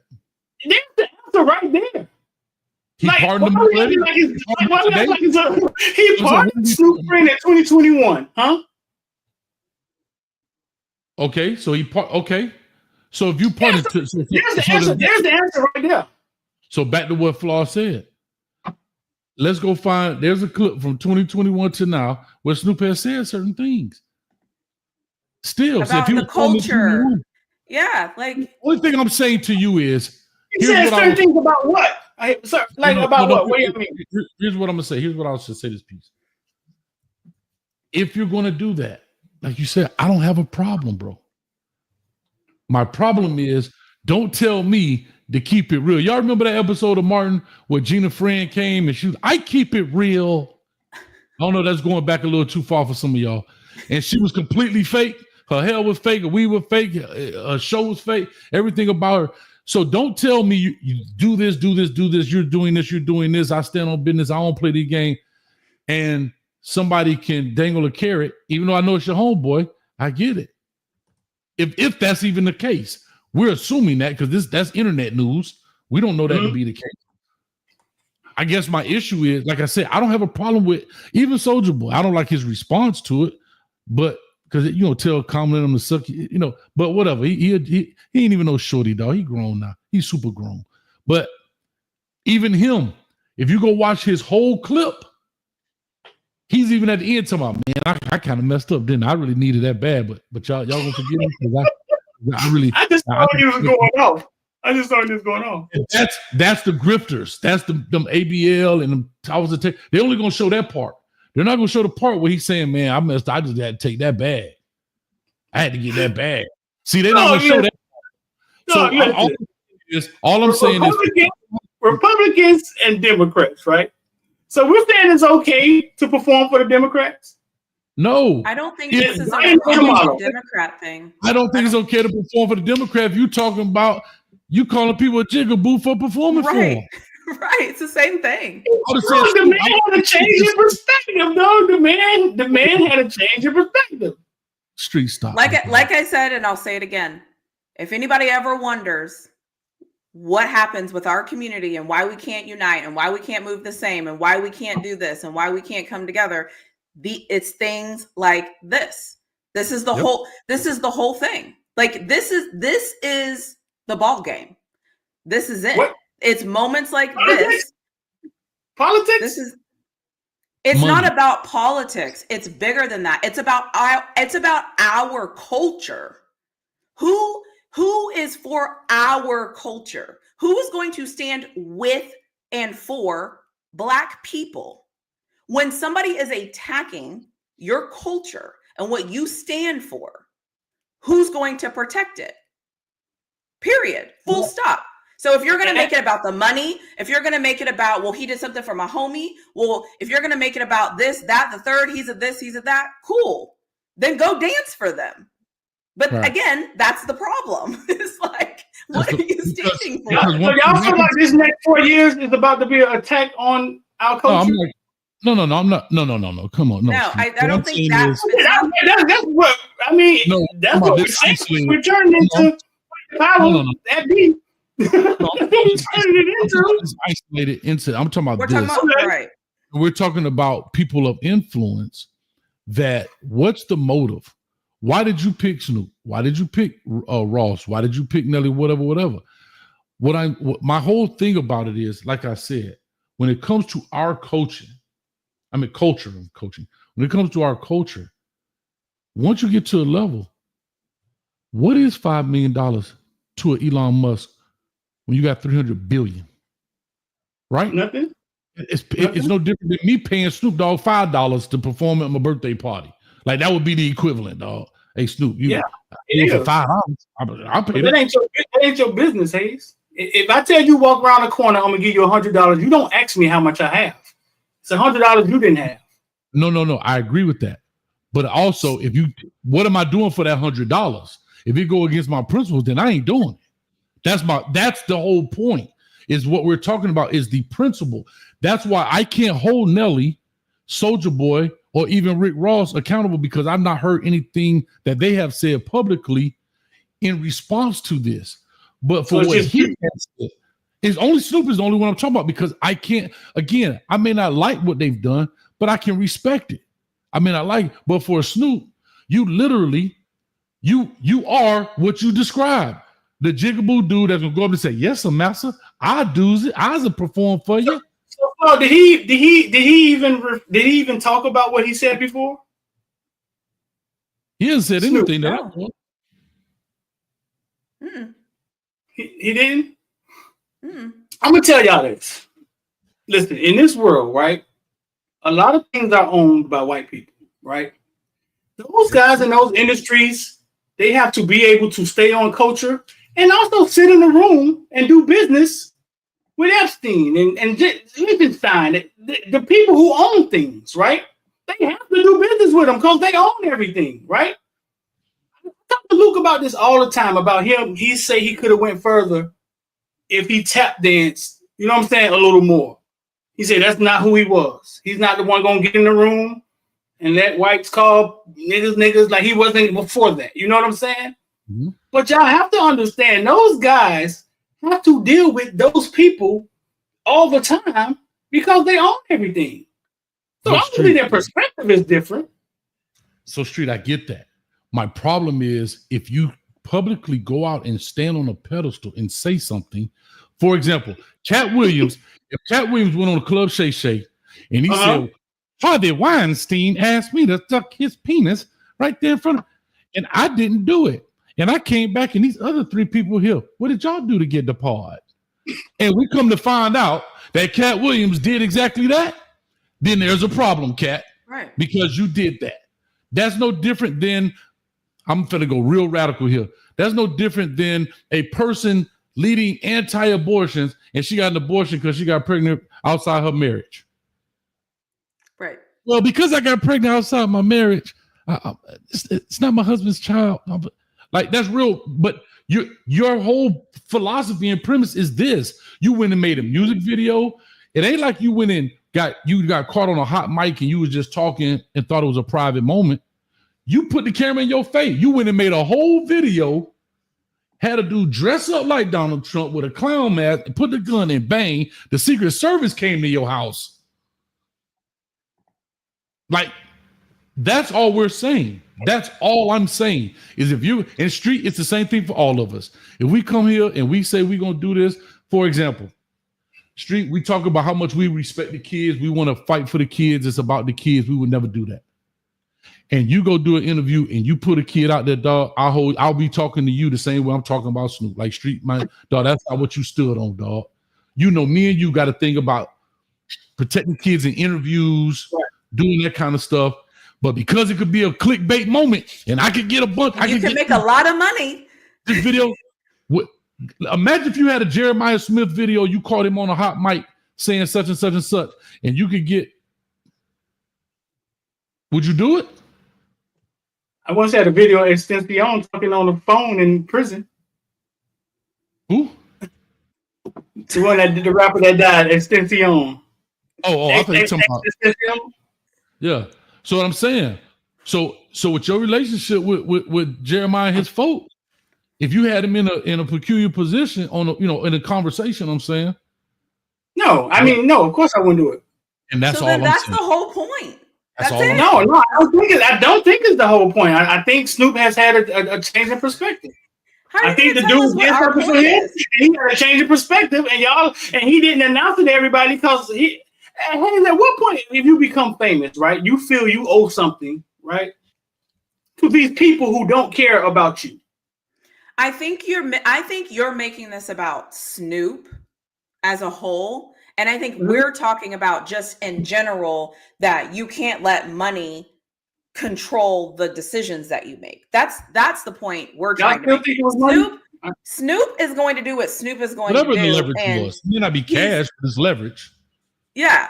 But I guess that's what even that example of Jeremiah Smith, he's asking you said no immediately because you stood for something. You don't want to impact your relationship that you have with him and his family and And so you're like, no, I don't care what you offer me. My relationship is more important, period.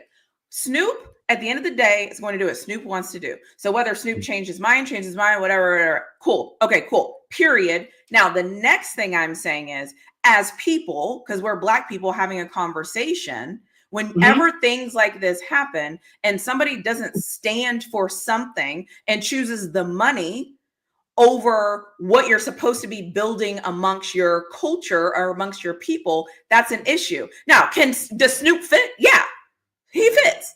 Like, he fits in this. But there's also other people that we could bring into this conversation that would fit also.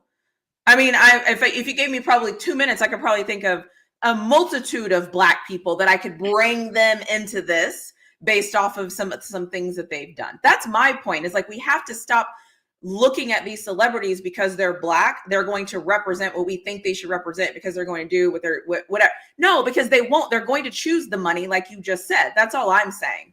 It's bigger than that. I mean, Colin Kaepernick was so upset. Like they was up. They couldn't get on the same page, and they was all in the same field. Some in the same locker room. I mean, I have no expectation for those people. I don't. I totally agree. Zero. You know what I'm saying? Zero expectation. But I do have expectations for the people. And for example, Chrisette Michelle, she performed. Now, I don't recall her saying anything. She may have. I don't know. But when she went and performed at his first inauguration, you ain't heard from her since. Yeah, she was canceled. Well, that's different though. She was a Black woman, so the rules are a little bit different when it comes to Black women. There's my rule. Rules are a little bit different. There's my point, Street. So there's my point. What makes you being canceled, and what is not being canceled? Because here's my thing. Why did they cancel her? She didn't have a change of heart. She could have had a change of heart. I think, because she's a black woman. Black women can't tap dance for white men, but black men can. Be careful. Somebody getting pulled over. No, it's been police going down there all night long. I don't know what's going on down there, bro. We in the hood, dog. So I just said that to say that, like, that's what it is. Like, I think Nelly had a point. I don't necessarily believe it, but he had a point. He has a point in what he's saying. Like, I'm not political.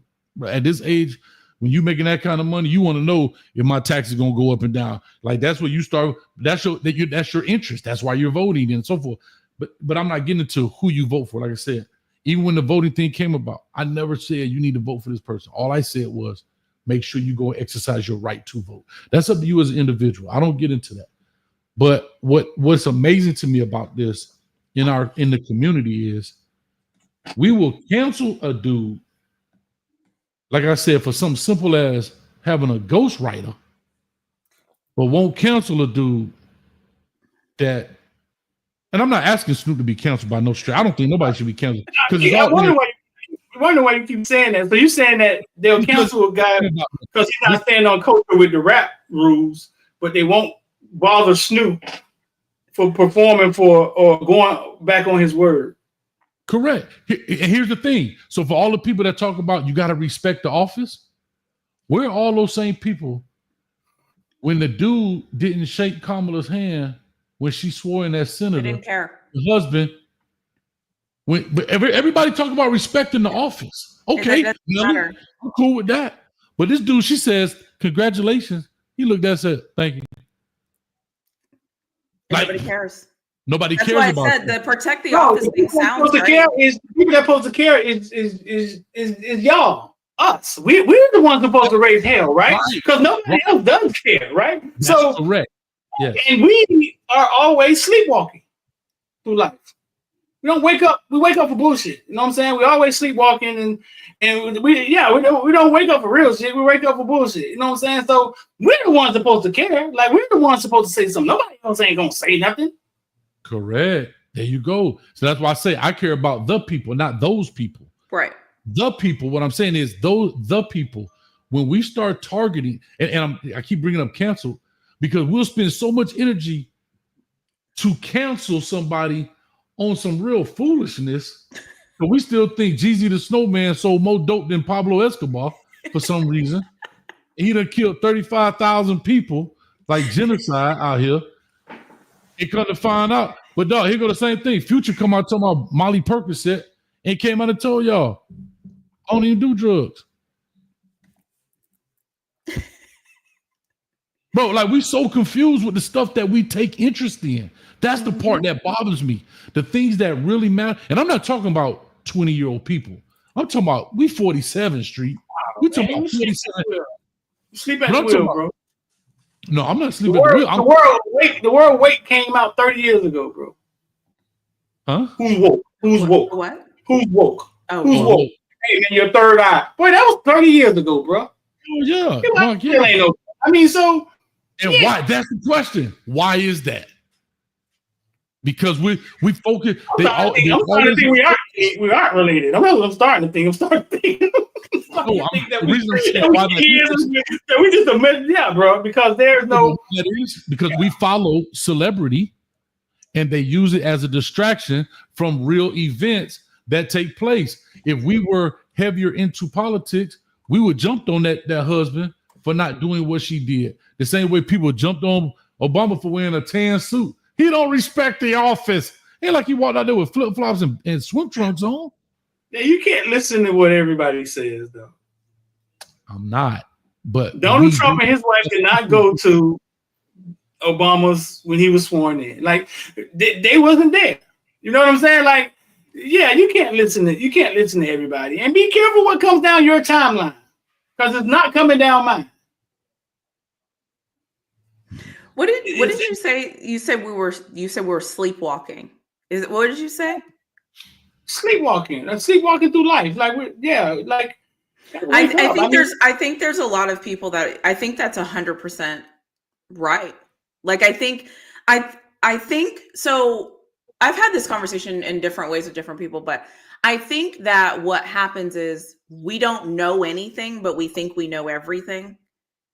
And it's like, we're not paying attention. We're just not paying attention because we're like, oh, that doesn't impact me. And then when something happens and you're like, well, this happened because of this and because of this and because of that. And they're like, no, that's not how it happens. And you're like, okay, so you don't know how it happens. And I'll use an easier example, budgeting money. Like a lot of people just don't. I am shocked by how many people I talk to and I help them try to plan a budget that they're like, I've never budgeted. I've never had a budget before. How do you do this? This is, and I'm talking about our people. Like this is just, again, for me, very basic. So my point is, those are the same people though that talk about the businesses they want to start and the houses they want to get and the cars they want to buy. And I'm like, we're not there. Like come back. Like we've got to start, like, you know what I'm saying? And I think the problem is so many people think that we're further along than we actually are. Like we are just getting started. I think people think that we're a place that we're not. We are just getting started. Like just getting started. Like, and if you think for 2 seconds that we're past, like what President Obama was elected president, people were like, oh, finally. And it's like, finally what? Because if you look at where we're at now, we're worse off now than we were then. We're going backwards. But people aren't paying attention because now they have TikTok and they can watch people dance. And I make a little bit of money. And now I can do this. And it's like. No, the TikTok thing is weird, bro. But they don't know how to turn those. But what we're saying is they're not taking those opportunities to turn those into businesses or even try to scale it. Like, Street, you know, me and you talk about this all the time, right? But it's almost the freer you are, the more change you have on. You know, you don't realize you still tied down because you don't possess the skills to manifest it into something else, right? Where it's bigger, where it can become something. You know, we look at TikTok, cool, but TikTok making all the money, and you over here making a TikTok dance and don't know how to monetize the video. You don't know how to. That's what I'm saying. Look, you know how many YouTubers don't even know how to monetize because they don't even know how to research what it takes to monetize a YouTube video. What do you have to do in order to monetize YouTube video? I saw a dude. He could have been monetized for 4 years and he never took the time to realize how to turn it on. He had all of the numbers he needed. Yeah, no, there's a lot of people like that. Yeah. Like I said before, 54% of adults have a literacy below the 6th grade level. 54% of adults have literacy below a 6th grade level. And a lot of people listening to this think that I'm not talking to them. And they're in the 54%. Sure. And I'll flip this on myself. I've been in rooms before with people that are making tons of money. And you know what? I said nothing. You know why I said nothing? I didn't know what to say. I didn't know what to do. I didn't know how to act. This happens to us often. We don't even know what we don't know, but we think we know. It's like we have to learn. We have to learn. The conversation was above your head. What was the problem? Yeah, I just didn't. They were talking about stocks and what is it called? RSUs and future stocks, how to negotiate a contract. You should get a lot of RSUs because when the company goes public, the RSU, like I didn't know what was going on.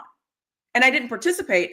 And there was offers that I could have negotiated better had I have known better. And so then after that, I'm like, RSU, what the hell is an RSU, right? So then on the side, I'm researching and I'm like, wait a minute. And then I had to realize, oh my God, I have no idea what's going on.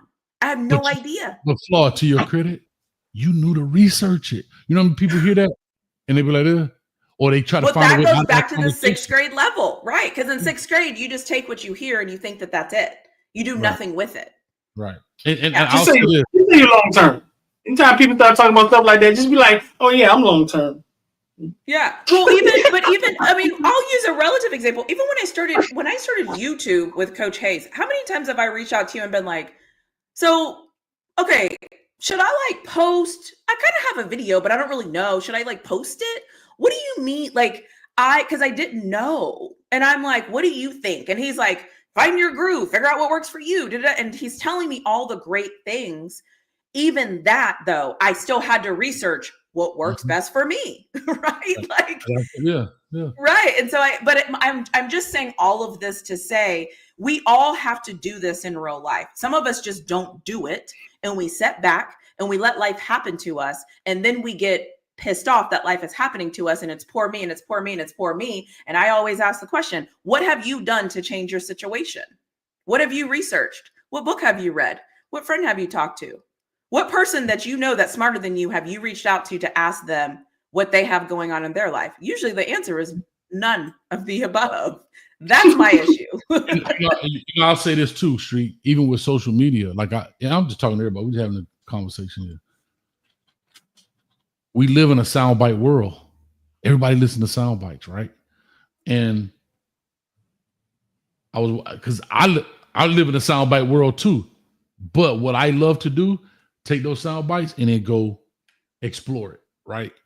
And dig deeper into it sometimes. Some stuff is entertainment. You go and buy it, no big deal. But here's what's funny, because a big thing has been talked about. And again, I'm not getting into the political, but I'm talking about what people listen to. What people listen to and what they run with. One thing about the internet that's dangerous, they hear it on the internet and they think it's the gospel. Right. Bro, watch this cat right here. This is awesome right here. Watch this fool. Oh, shoot. Hold up. Hey, tighten up. Messing up the production. If you are, I'm voting for the man that's going to take America back, baby. Donald J. Trump, man. What's one of your biggest issues? It's probably going to be inflation, because I sell T-shirts and all that stuff. Your T-shirts are made in the USA? No, my blanks, no. See, that's the thing Trump's talking about. If we tax them, hit tariffs, the same item they're making over there will cost the same to make over here. We pay the tariffs. Well, the companies pay the tariffs, not us. China doesn't pay the tariffs. We do when they come in. No, it doesn't work like that. Like if I'm buying 1,000 shirts from China and there's a tariff on it, I'm paying the tariff. Well, no, whoever's getting it imported in is going to pay the tariffs. Yeah. I'm the business owner. I'm paying the tariff. China doesn't pay it. I pay for it. Well, and like if I'm the business owner and I buy 1,000 shirts, I see what you're saying. China's not Jolly. So I'm trying to So explain. who pays the tariff? They're paying the tariff. Do you think that? You believe that? No, because I was trying to say, because I sell merch as well. I sell you something for $10, right? You're going to sell it to him for $20. Exactly. But then I make you pay me $15 for it. Are you still going to sell it to him for $20? Am I going to sell it to him for $20? If I raise the price $5. Oh, it's going to have to go up. Right. So yeah, the consumer foots the bill. I'm voting for the man that's going to. My man said, have a good day. But again, you could tell that gentleman right there, he heard the soundbite of tariffs. Never once did he research how tariffs work. But what he did research was, how do I buy a Trump medallion? Yeah. No, Trump medallion with a blunt in his mouth. But never once. And his business is selling T-shirts, and he don't know how tariffs work. Everybody said, I'm out of here. Right. He said, so through that one little conversation, now he got it. But he could have done a couple of keystrokes on the keyboard and figured that out himself. But if he never had that conversation, he really think Mexico was going to pay for the wall. And that's the perfect example, bro, that we live in a soundbite world where what we hear on TikTok videos and people take and run to the barbershop, and he would really tell it, no, that's not how that works. And he ended up answering his own question. Sir, if I raise that T-shirt from $10 to $15, are you still going to charge him $20? No, I got to raise the price. Thank you. Have a nice day. Bye.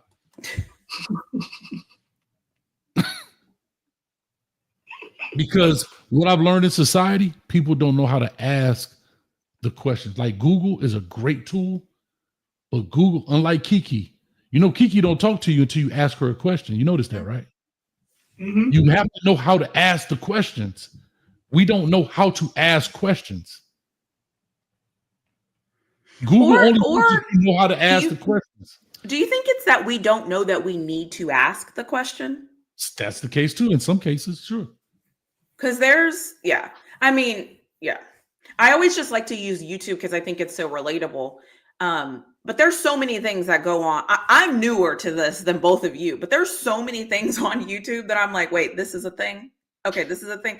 I've gone back and looked at some of my old uploads and my old videos, and I'm like, this is actually freaking terrible. Shame on everyone who said these were good because these are so bad.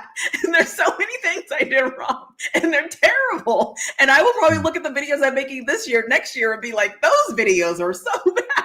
But my point is, it's like, if I can do that with myself, why are we not doing that with ourselves? You know what I'm saying? Like, as life is churning, if we're sleepwalking, as Street said, like, where is our point where we do that for ourselves? Like, at what point do we look at ourselves and go, okay, what don't I know? How can I learn it? What don't I know? How can I figure it out? It's a lonely place. No. It's a lonely place doing that. Like, you would have to have an imaginative mind, a strong faith, because most people are just, you know what I'm saying, 8 hours at work, you come home, you tired.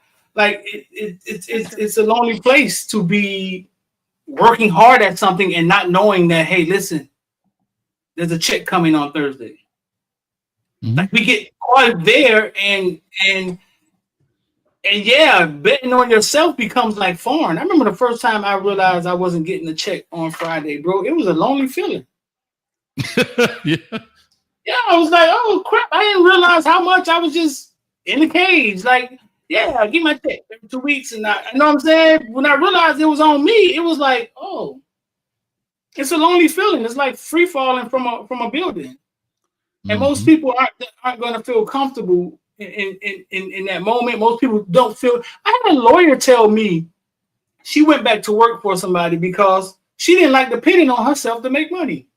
I can see that. That's by design.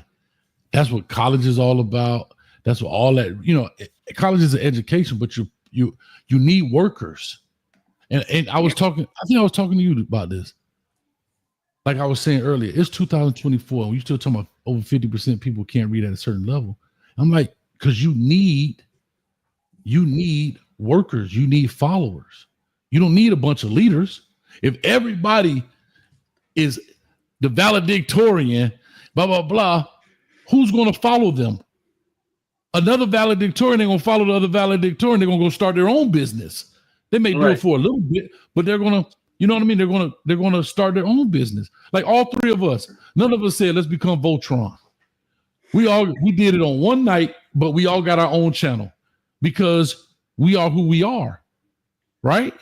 Really fall and say, hey, Hayes, I like your show. Can I come to be like your sidekick? Hell no. She's like, hey, what I gotta do to do this, do. Because that's the skill she possesses. And that's the same conversations we have, Street, right? I don't just come and be like, yeah, I want to be part of Footballville. Things could go away. It don't work that way. Now we could all bounce off each other to learn more, but we all want our own independent. But if you have if everybody is 333 people watching, if all 333 people had their own channel, they wouldn't be watching because they'd be focused on trying to get their channel up, and they'll probably be live right now. So you need followers, and not to call y'all followers. Shout out to y'all subscribers. But y'all know where I was going with this. Yeah. What you're saying is everybody can't have the same skill sets. Right. But we need a diverse. But no, overall, I'm saying you need people to run your business. Right. I think that's true. I also just want to say too that I can appreciate where people are at. Where you're at, I'm an educator. I get it. I understand where people are at. Where you're at is where you're at. My only issue is I think if somebody said you could do one thing and people would, society would be better off, it would be simple. I would say give everybody the ability to self-reflect on themselves and be honest with where they're actually at. If you like the comfortability of going to get a check and feeling comfortable, I get that. I respect that. Cool. That's who you are. Own that. Be that person. If you're an entrepreneur, guess what? Own that and be that person. My biggest thing is I feel like we don't self-reflect on ourselves and then we're just in the world. And I'm like, what are we doing? What are you doing here? Remember with all this stuff. Right. I'm like, what are you? people are like to be entertained too. Like people that's watching are sitting back after a long day and they want to hear our conversation about sports and maybe some world events, and that's their downtime and so forth. Yeah. You know, it's just like Is you the said, camera changing? everybody's different. Yeah. Oh. A crime was happening. Reggie with the $2. I was like, I was just getting into it, and then I'm like, why is it moving? Shout out with the Reggie with the $2. Reggie said Street sounded like Cam Newton, and then Reggie with another $2 said she still doesn't have Really That Dude merch. Really flawed and really that dude. Okay. Reggie, as a woman, can you imagine if I had shirts that weren't my brand, that were branded for a man, for my channel? Why would I? I like this though. Instead of really flawed, get really dude with a question mark. So when people ask you stuff like that, you be like, really dude? Come on now. See, that's how entrepreneurs work together. Yeah. Hey, but Flaw, I'm gonna need that 10% though. I'm just saying, that's business 101 right now. I'm gonna need that 10%. Nah. I wish we could say it should probably be really him, not really that dude. Thank you, Kane. Thank you, Kane's thing. Hit with the political speak, coach. We're supporters, not followers. Thank you. No new taxes. And thank you for all of the supporters out there. Thank you, Kane. See, I learned something. But I'm about to make a shirt. I hope I take that offensive for real, because I was just trying to make an illustration. But anyway, does that thing say speed cushions? I'm mad that we didn't get to see the whole crime happen. No, it's about 3 degrees right now. I was trying to figure out if it was going to be like a window drop or if how I was so invested. No, I love it. Supporters. I love that word. Supporters. Yeah. So I remember. Go ahead. I remember when I was thinking about leaving corrections, right? And we were at the gym, me and a few of my correction homeboys, and we bumped into this guy named Q Banks. I've talked to you about Q Banks. He's a guy from Big Pines, became millionaire trading forex, young black guy. Mm-hmm. And he was in there working out, and because we knew the gym owner, we were just sitting there. And he started talking to us. He was just like, man, listen, I usually don't show people this, but he showed us how much he made that year. And that year he had made $400,000, right? He had made $400,000. And he's looking at me and he's talking to me and my homeboys. We were all correction officers. And my homeboy asks him, he says, bro, that skill that you learned to trade forex, like how often did you have to study? Like how long did it take you? He was like, oh, I don't know. He was like, I don't know. I studied maybe 8 hours a day for a couple of years or something like that. And my homeboy looked at him and he said, man, see, I don't have time. I don't have time to study something 8 hours. I just had my daughter. I got my kids. I'm studying to be a supervisor at work. I stopped him because at this point, my mindset had been changing on where I wanted to be in life. You know what I'm saying? My mindset had been changing. I had started looking at time and money and is my time worth the money? And I stopped my homeboy and I said, bro, because I felt like he was finna say something disrespectful to this guy. And I said to him, how do we find time to go to corrections every day? And when I said that to him, he immediately understood what I was trying to say. You know, he understood that I was trying to say, he just told us he made $400,000 last year, more than all of us put together. Mm-hmm. You just told him you don't have time to learn what he did, but we have time to do 16 hours at corrections for $500. And I just felt like he was being disrespectful. He was going to disrespect this man. You know what I'm saying? So I just had to stop him. But he understood exactly what I was saying. And he was just like, yeah, man, you're right. My mindset has to change. And what the guy said to us was, listen, bro, this is not for everybody. Like, we need teachers. We need garbage men. He said, everybody's not going to be able to understand this lifestyle. He was like, but me, and that was it for me. At that point, it was like, I'm done. I don't know what's going to happen next. But I'm going to leave my job because that was my second time seeing him in that gym. And I was like, this has to be a sign. Fuck this. You know what I'm saying? I'm done. That's when I brought his course and I started learning how to trade and all this stuff. But with that being said, man, it's not for everybody. If it was for everybody, then the world wouldn't operate. Yep. We saw what happened when the working people stopped going to work in 2020. The world didn't move. Yeah. So it's not for everybody to be entrepreneurs, to own their own business. But I mean, if you really have a burning sensation, and man, I remember when I was about to quit my job, my homeboy's an entrepreneur told me, he said, "Bro, you okay with being like homeless?"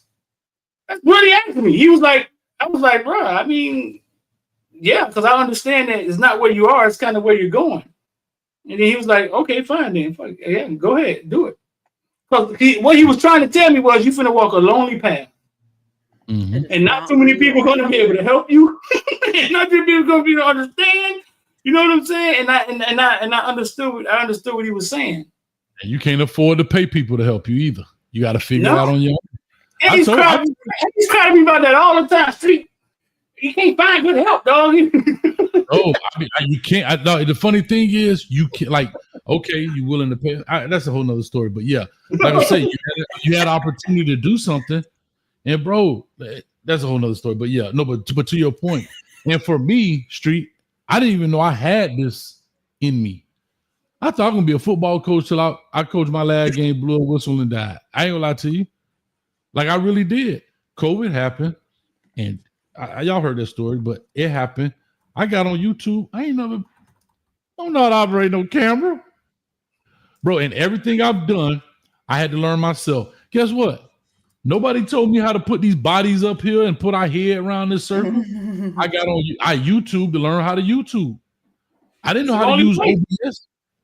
I didn't know how to. And to your point with the guy you talking about studying 8 hours a day, when I finished working, especially it happened during COVID, so that was my blessing. It was downtime, so I'm starting to learn what's this.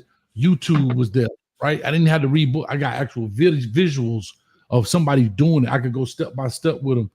And then once I got the foundation of it, then I could be creative. You said something the other day. I don't think there's any other podcast that do what we do with these live videos in the back. I don't think so. I've never seen it. I don't think so, dog. Like, let me have a picture. I've never seen. I don't think so. Because once I understand it, then I can Lego block it. I can build on top. I was like, this dog. We used to change the picture. I was like, there got to be a live video feed somewhere.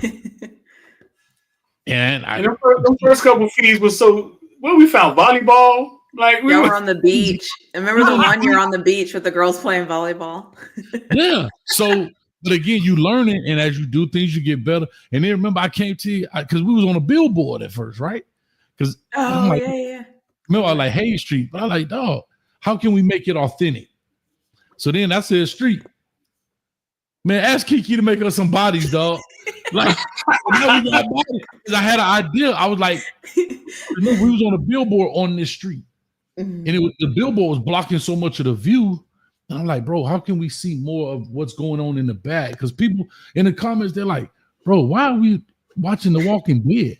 Like, but you saw the interaction. And so I'm just talking about how things evolve into whatever. And the same thing with shows. You know what I mean? My dog started off, use that Lorna's. Now you go here. Now you go live over there. It's whatever, bro. It's all about for people, man. Because we got to get out of here. Because I got to get that Zoom meeting. For people, the biggest thing I believe is just being consistent. Yes. That's it. You're gonna fail. You're gonna fuck up. The biggest thing I believe is being consistent and doing something over and over and over again, and then you just get better at it. You're not gonna be great in the beginning, but you just keep doing it over and over again, and then it starts looking easy. Like it becomes like starts looking easy to you, and people be like, "Man, how you do?" Yeah, you know how I do it? Because I did it a billion times. That's why. Yeah. For me, for you guys have been doing this a lot longer than I have. I think for me, consistency is obviously important, but I think the other thing is like not being afraid to fail. Because for me, being a woman talking about football, right? Like sharing things that people sometimes will say in my comment section now, like, why is a woman talking about sports? And I have to be okay knowing that I'm doing what I want to do. You know, like I'm doing the things that make me happy, because I think it's easier. Like you've both said, it's kind of lonely as you're learning because nobody knows you're learning. Like nobody really knows how hard it is to like get a video, edit the video, upload the video, get all the things ready to release the video. Like nobody really knows like how long this stuff really takes. And when you're doing it, nobody can do it for you. You have to do it because it's your YouTube. And I don't think anybody really understands like how, you know, then again, you can mass produce and do all the things, whatever. I got it. But like not being afraid, being consistent, I agree. But then also just like not being like putting out the things you want to put out, because if it doesn't work, you're okay with it because that's what you wanted to do. Mm-hmm. Street. Remember, I ain't even have no computer, bro. I had my phone. You did it on your phone? No, but I had a school computer, and it wasn't made for this. It would crash because it wasn't made because it would go to sleep. So in order to do a 10-minute WRE video, right, where I break down the kid, I had to find out how to keep the computer awake because I can't stay awake because it used to take 18 hours to render a 10-minute video. 18 hours. What year was that? 2020. 2020. Here's the funny thing, though. I found out how to keep the computer awake. You know how, Flawed? How? I found a 23-hour fireplace video on YouTube. Oh, and it played it. And it played that for 23 hours, and it took 18 hours for it to render. Because if it ever fell asleep, it crashed. Stop. It would crash the video. And so when people talk about where the video is at, bro, it took 18 hours to render this. Relax. That's why I've got to the point, like, listen, again, I'm in year one. Okay. Like 4 minutes. I'm in year one. Like, this is like month 13 for me, month 13. So, and people are like, oh my gosh, you're doing such a great job. And I'm like, you think so? Like, nobody realizes how much when somebody tells you you're doing a great job on YouTube, like, and I'm saying this to the audience because I don't think people even understand when anybody tells you you're doing a good job, or even when somebody's in your comment section and they're like, what do you think about this? Or even when somebody tells you that you're wrong, even that is something because you do all this stuff by yourself. Yeah. So when somebody else sees it and acknowledges it, you're just like, what? Like winner. You watch that? You know, it's like, so anyway, I'm just saying, like, for me, that's been the thing is like, listen, you know, anyways, I could go on and on about this. I know we got to go, but I could go on and on about this because it's like people don't realize what's happening behind the scenes. It's a lot. Shout out to Mr. Hilden. It take 18 hours for you to render videos now. No, it take about 3 minutes to render about a 10-minute video.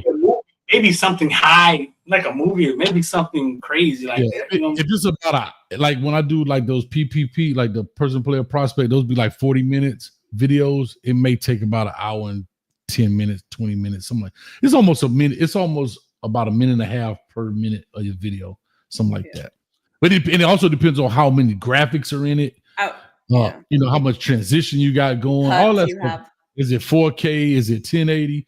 You got to learn all that stuff, man. But y'all got. I don't see how, man. Let's get up out of here. I don't see how the hell we've been on here 2 hours and 18 minutes. Every time you come on, Really Flaw, you add time to the meter. Well, okay. So I have a question. So since I'm on here one time a week, should we end the shows that I'm on with the one thing you would want the opposite sex to know, or should we stick with I don't see hows? Because like we could do something special. We could do the first thing you just said.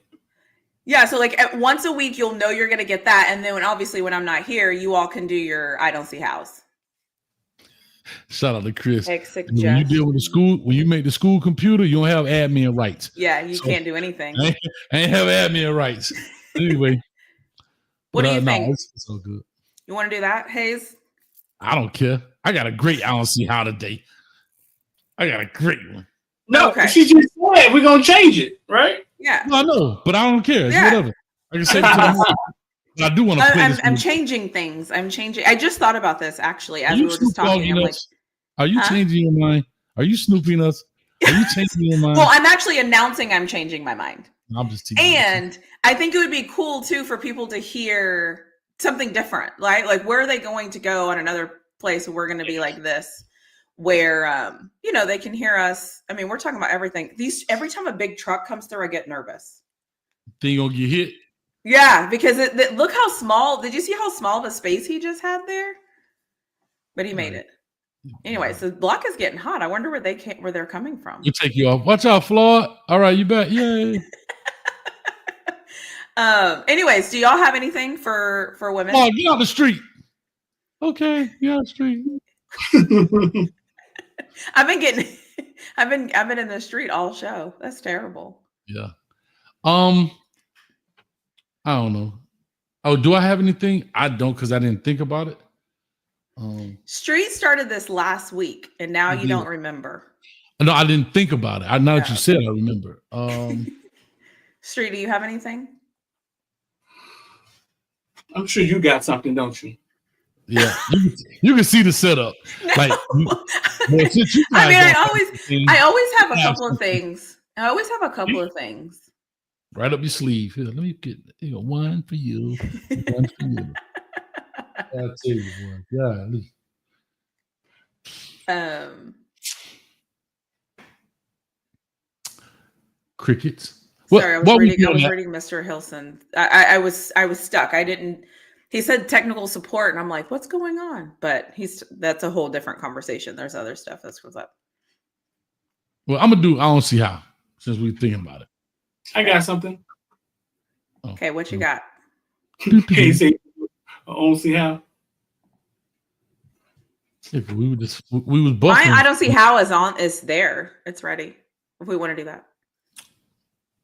Women, I want women to understand that men don't really have shoulders to cry on.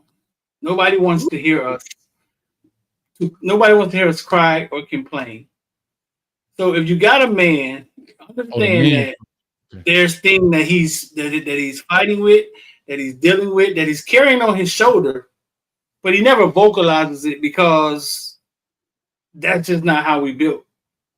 So if you got a man, walk up to him today and just tell him you appreciate him and rub him on the back and tell him, hey man, I support you. Because we don't have outlets like that. I like your Street. I like it. That's a good one. Like Kevin Gates say, my girl arguing, talking about where you been instead of how we do today. You see what I'm saying? Right. Yeah. I've been in the street. You know, when I leave this house, I'm about making money. But instead, where you been at? Where you been? Instead of saying, hey, how we do today? Hey, little baby, I made some trades. I was on Forex. Met a dude in the gym. I talked to her. She showed me how to do that. Oh, there it is. I get you. Okay. That's actually a really good one. That's good. Appreciate that. Yeah. That is good. I think so. I was kind of leaning towards an emotional one, but I think I would say that but I think it kind of goes the same. Beige dudes cry all the time. I think I was going to say is that I think women would want men to know that being emotionally available doesn't mean that we want to see you cry. It really just means that we want you to understand our emotions and how things might have impacted us so that it starts to make a little bit more sense. Like, I think that so many times, like, you'll hear women say, like, well, he's not emotionally available. And I think so many people equate emotions with crying. And it's not necessarily the crying. It's just the listening and saying, oh, that really hurt her feelings. And I understand her feelings are hurt. I don't need you to cry for me or with me or whatever. I just need you to acknowledge that my feelings might be hurt. It could be because of you or it could be because of something else. But I think just that acknowledgement that, like, my feelings can hurt. How does it work? Come on, let's roll. Feeling tender. How does that work? Can I ask one question for you? Tell me something that bothers you and what I should say. Yeah. Let's say like I'm having a day. Right. Let's say I'm just having a day, meaning like I'm tired. Nothing's gone the right way. I've been late to every meeting. I'm just stressed. I have all of these things going on. I still need to record a YouTube video, work out, and eat. And I'm frustrated. And I'm just frustrated. And I'm like, Street, I'm so frustrated. I have to do this, and all this, and da. And you're kind of like, all right. So how are you going to fix it? Instead of being like, I could understand that that's probably very frustrating for you. I can see why that's frustrating. Okay. Just like acknowledging that emotion that I have. Does that make sense? Right. And that's enough. That's enough. Hey, I can see how that's acknowledge. Yeah, because what usually happens is it's met with like, well, why don't you just? And it's like, I'm in the moment. Like I'm in it right now. I'm frustrated. I have all these things to do. Just acknowledge that I'm in the moment. We want to fix it. And I realize that they don't want us to fix nothing. They sometimes they're just talking. I just want you to hear me. And I just want you to say, that probably sucks. I'm sorry. Or, okay, cool. You want me to leave you alone? Like just get like, just hear me because I'm going to do it. I'm going to take care of everything. But right now I'm frustrated. Can I say something flawed? No. You know what man's problem with all of that? He never knows the right thing to say because just what you said is, hey, you need a moment. Her response could be, this is not the time I want to be alone. Okay. Hold on a second. Okay. See, this is how this always goes off the rails. Okay. I know. I didn't mean to do that, but I had to ask. See, I am speaking on behalf of not all women. Okay? I know, but everyone, hold on. I can't even finish before you're ready to defend. Okay. When we have these, you see how Street said something and I was like, okay, I understand that. I got it. Okay. I respect that. Right. So then I say something and Street's like, explain it. Give me details. Give me feedback. Let me understand. You're like, oh, well, wait, can I say something? Well, wait. It's my understanding. I have a question, teacher. Teacher. We need to understand. We need to understand. Like a vague, a vague answer from y'all is not good enough. Where that doesn't work, okay, then this thing that I've said doesn't work for your situation. That's okay. But we have to speak in generalities. You explained it and I understood. You explained it, I understood. I got it. No, I understood what she's saying. I think what my response wasn't a defense, but more of my experience was, well, wait a minute, I've tried that before, and this is what I got. Now I know every lady's different. I know every lady's different, right? And I was going to say that too. I know every lady's different, but it's almost a thing where it's a two holes in the boat type of thing. If I put the cork over here, it's going to leak over here. If I put it over here, it's going to leak over there. It's almost no right answer. So today, if let's say you were having that same moment, well, baby, you need time. All right. Yeah. Okay. The next time you're in a moment, I'm going right back to that. All right, babe, I see you having a moment right now. You're frustrated. You need time. I don't want to be by myself. Damn, well, it worked last time. And then this time, so it's almost like you don't know what to say. And then the second thing is, to NASA's point, in our world, you got to get over it and fix it. You ain't got time to have a moment. Right. But I think I think when you're in a relationship with somebody, okay, you have to learn what works for them in your relationship. Everything is not going to work the same in everybody's relationship. However, if you try something and you're trying something different and something new, it's going to take a minute for the new thing to work. Or that might not be her thing. But my thing is this. Street just said, men don't have a place to go to. Men don't have a place to go to, right? So the opposite of that is women, our place to go to is our man. So if we're coming to you and we're telling you this is what we need, and you've just told me you don't have a place to go, right? So if you don't have a place to go and you're my place and I'm coming to you, we've got to figure out a way to make that thing work. It's understanding, right? Right. And so that's all I'm saying. It's just like, you know when it hit me?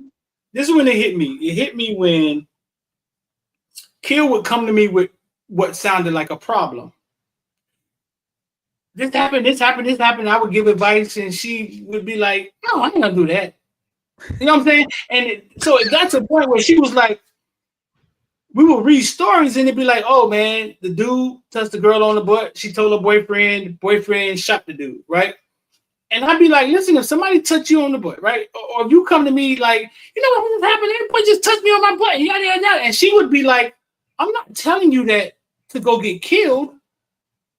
I can handle it. What just happened?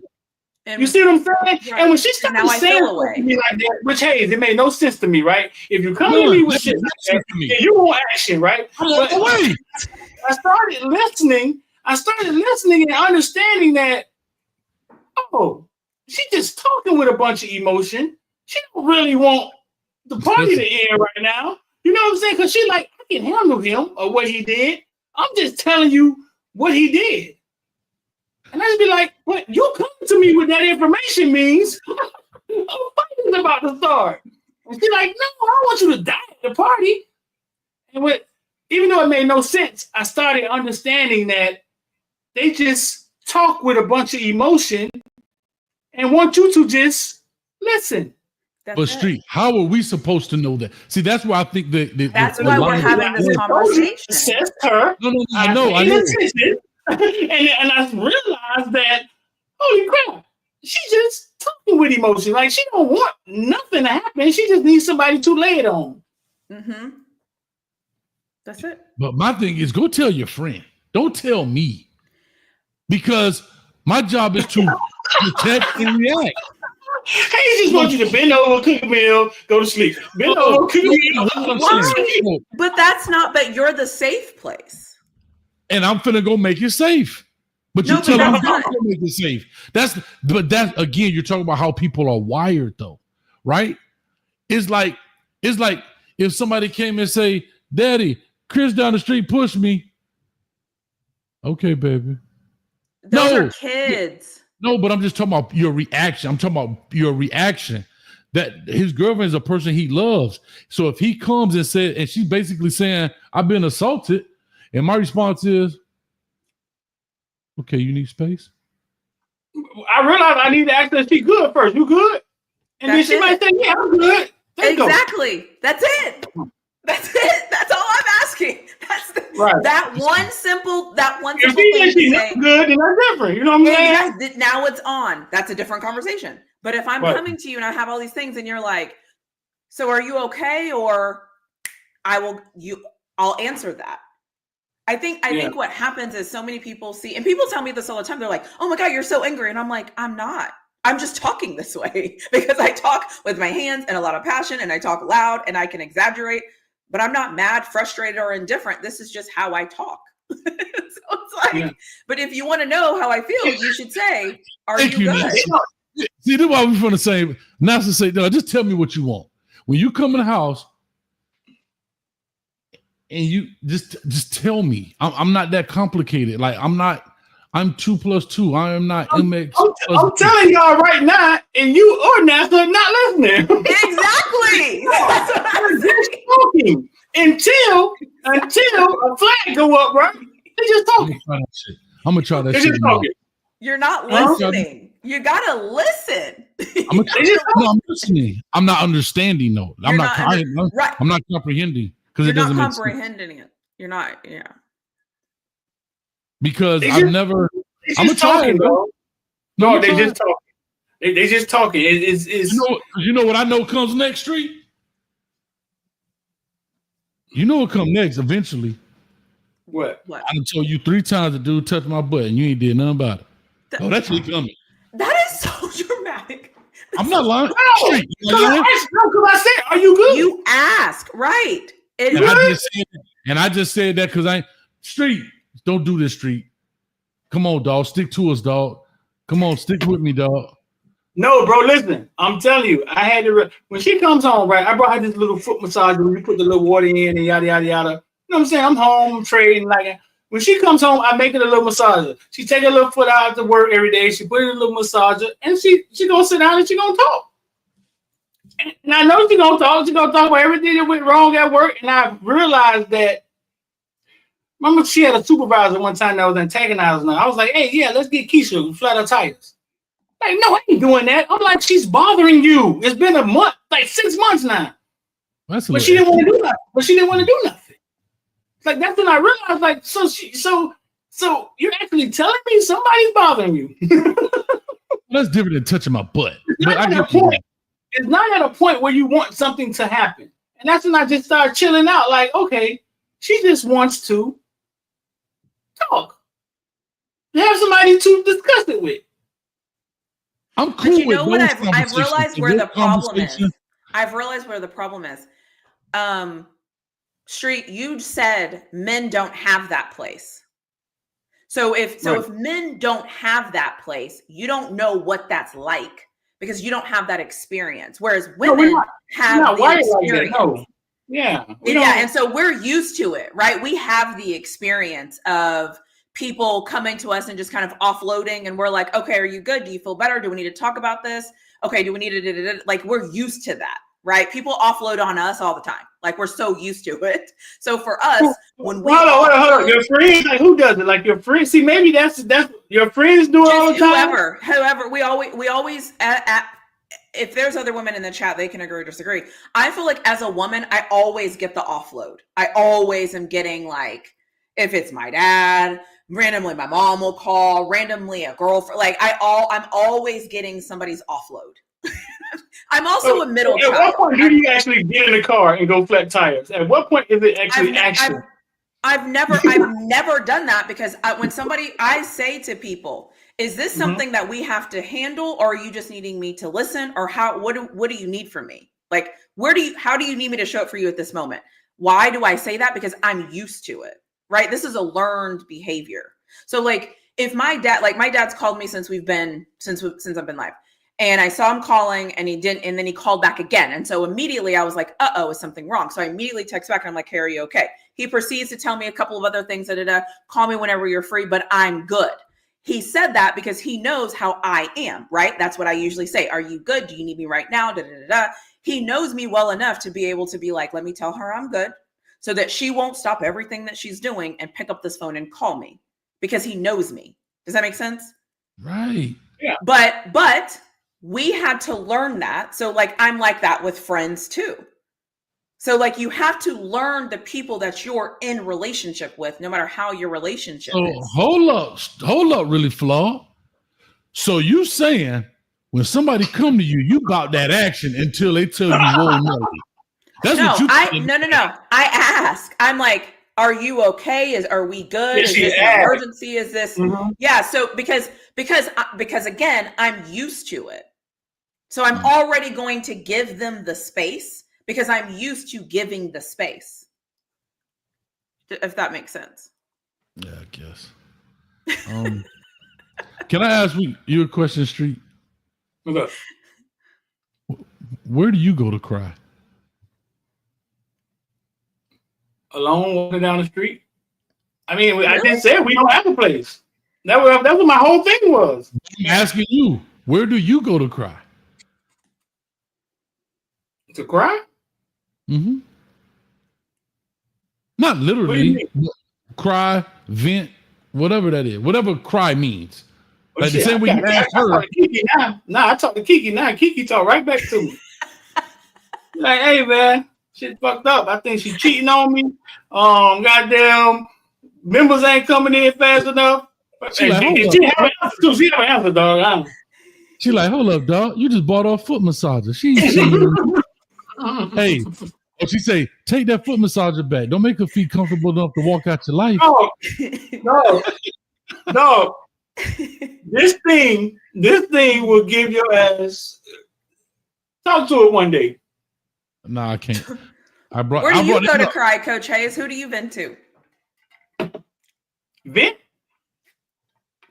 He asked you the question. I'm asking it back to him. Where do you go, Coach Hayes? Do we vent?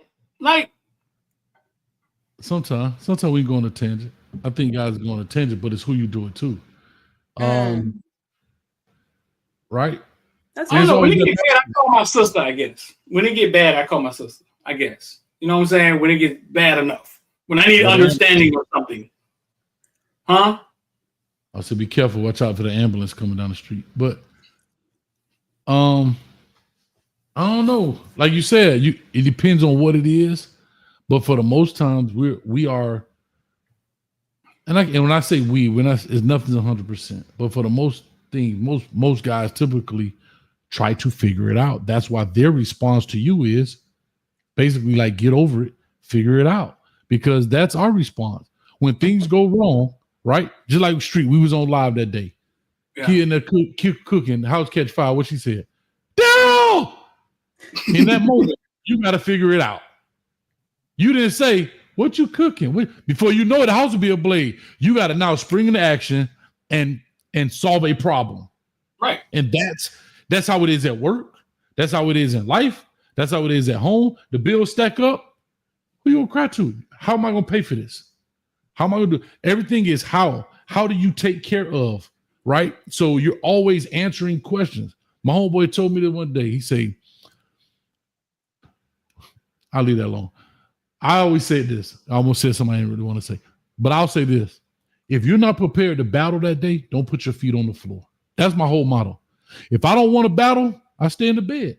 But as soon as my feet hit the floor, you must begin to solve problems, because that's what you're doing all day. We're solving issues all day long. That's a heavy burden. But that's part of being a man. Right. That's what I'm saying. That's a heavy burden. Yeah. That's part of the right. So once I put my feet on the floor, I begin to solve problems. I just talked to you about the floor, right? The paint, all day you solving problems. But I think if you carry that, though, if you're in a relationship and you carry that, then what's the point of being in that relationship?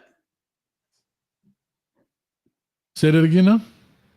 If you're in a relationship and you still carry all of that, what is the point of being in a relationship? What does the relationship bring to you if you can't have that spot where you can just... There's so many other things a relationship can bring, but that's the one thing I think that is kind of like the I think that's what we grow up thinking that you have to do. You have to be the problem solver in that sense. Because when you hear the term the strong black woman, it's because what? She solves problems.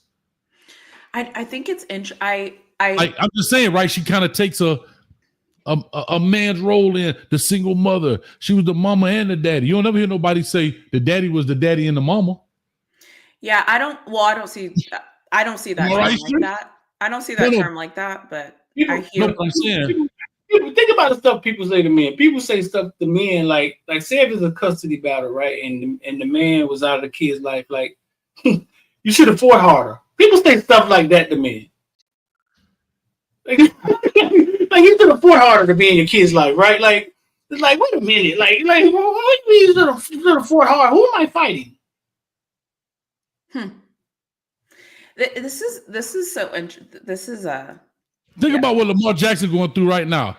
He threw a pass and they mad at his mechanics. Hit the man in the hands. Yeah, that ain't good enough.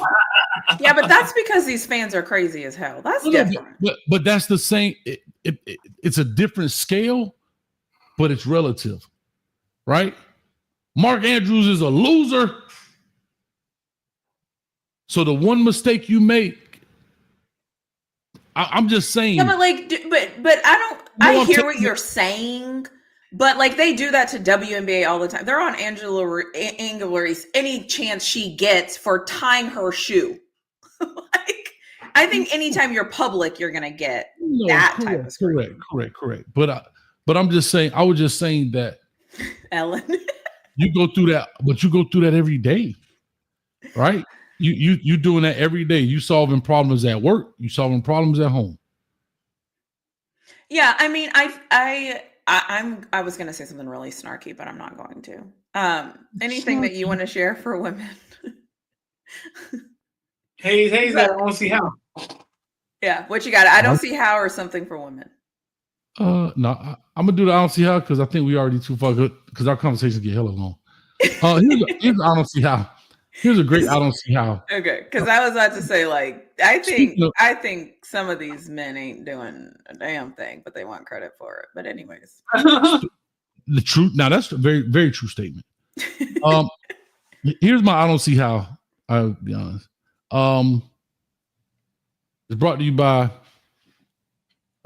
snarky comments. I don't know. Whatever. Coach A, y'all subscribe to Really Flawed. Matter of fact, this I don't see how is brought to you by Really Flawed merchandise. Can you model right quick, please? If you'd like to pick up some Really Flawed merchandise, insert link right here. Let them know where they can find it. No, I have shirts and different stuff on my YouTube channel. There's a link for where you can buy products from. So if Ellen will probably drop the link here because she's brilliant doing what women do, is stepping up and taking charge. But anyways, it's weird seeing myself on a full screen. And right there, just go to show you Coach just solved the problem. Here's what we're doing now. So here, y'all know we talk about gun safety and all this kind of stuff. This video hit my timeline. I was like, what in the F is going on here? First of all, not dressed properly at the gun range. And this is going to show you why. Have y'all seen this clip? No, I haven't. Watch this. Watch it carefully, though. Watch this. Your ass is loud. What, babe? Stop. What you didn't see was that brass jumped up and went down her legging. I saw it. And that brass is hot. That's why you had dressed a certain way. But again, she's making TikTok videos. When the bullet went down her, she jumped from that. And she's about to shoot this gun again because she's so focused on that. I'm just talking about how people don't understand when people talk about the rights to own firearms but don't respect them. This is a problem right here. Watch this. She's finna shoot this green bag down here. Watch this. What, babe? Stop. Your ass is loud. What, babe? You said she making TikTok videos. Yeah, I guess it's a TikTok video, whatever it is. Whatever. I'm just saying, whatever they're doing. I brought this up to say everybody think they can handle these things and do these things, but you got to be careful with that kind of stuff. And what she shot that second shot because she didn't realize her finger's still on the trigger and she's reacting to that hot brass down her leg. And so I was just saying, we got to be careful, like when it comes to this kind of stuff, man, because people can easily get. She could have killed. Think about this. She could have killed somebody and went to jail for manslaughter right there next 20 years. Right next to her, yeah. And that next thing. And this goes to show you, right? I just want to show you this. If you go to gun ranges, this is a practice I've always done. That glass right here, this glass partition is not bulletproof. I hope y'all understand that. It's not bulletproof. So if you were standing next to her, if you were standing right here, is that gun pointed that way? You shot. Yeah. You shot. I'm surprised they let her in there like that. So all I was saying, at the end of the day, if you go to a gun range, do me a favor. Take this Coach Hayes note and I'm done. Never go immediately. Just sit back and watch the first round of shooting. Watch all the shooters. Because some dudes being there, they got their little stuff. Look, baby, they got it pointed right to you. Remember, it's a wall right there. You don't see this gun pointed at you. It's a wall right there between y'all, partition. Look, baby, look how I'm doing. Look. And it's pointed right at your head and you don't even realize it. So I just want people to understand, because guess what? That's a mistake you can't erase. Every time I go, I try to go to the stall that's closest to the exit door. Like I try to go. If it's too busy, I don't go at all. I ain't gonna lie to you. If it's too many people, I ain't got nothing to prove. Yeah. I'll go to the very last one where it's like, well, everyone's designed differently, but usually you have to like walk through and get your stalls, and then you have to walk out a different way than you walk in. I try to be I'm like, I want a wall, the door, and then my little stall. But so I just want to put that out there, man, for people that, you know what I'm saying? For safety reasons. You probably shut that down right there. Yeah. I don't know who she is, but he's like, babe, stop. I'm like, bro, But he up there filming her, and she's probably a novice at it. You know what I'm saying? Like, yeah, she was doing it for the clicks and the views. There you go. She got them clicks and got them views. I know that. Yes, she did. Bro, I actually had a hot brass go inside my glasses one time. It bounced off and it landed right inside the, you know, you wear the safety glasses. It went under it? On the top. It went like this. It went right in between. That's hot too, boy. But anyway, we're good to go. We had our therapy session. I'm gonna put a couch up here next. Hey, me and Street gonna be on the couch like this, laid back. You got one couch, I got the other. We're gonna put you in the middle floor. We're gonna be like, so really, Flaw, where do men cry? This is exactly why the doves cry. All right. Well, next week, don't forget. So we'll do you need to have something you want women to know every Monday. And listen, if you're listening to this, just know probably after the first hour, it is what it is. Okay. It's Hayes Street. Everybody, this is a football channel. Hey man, it's Hayes. It is what it is. All these conversations go down on the block, dog. It's right. All these conversations go down on the block. We are parking lot pimping right now. Welcome to Hayes Street. Hey, Hayes Street is really flawed. That's what it is. I love it, man. Any last words, man, before we get up out of here? No, I appreciate both of you. And honestly, I appreciate the fact that we can have dialogue, not always agree, but still have the conversation. I feel like we should this should happen more often than it probably does. Have the conversations, disagree, move on to the next topic, disagree, move on to the next topic, or learn a very little bit and still move on to the next topic. I think we should, kudos to us, because I think it should happen more than it does. Definitely. You're right. I appreciate everybody in the chat. 399, 400 people just hit in there. We are simulcasting this thing on YouTube, Facebook, as well as X, aka Twitter.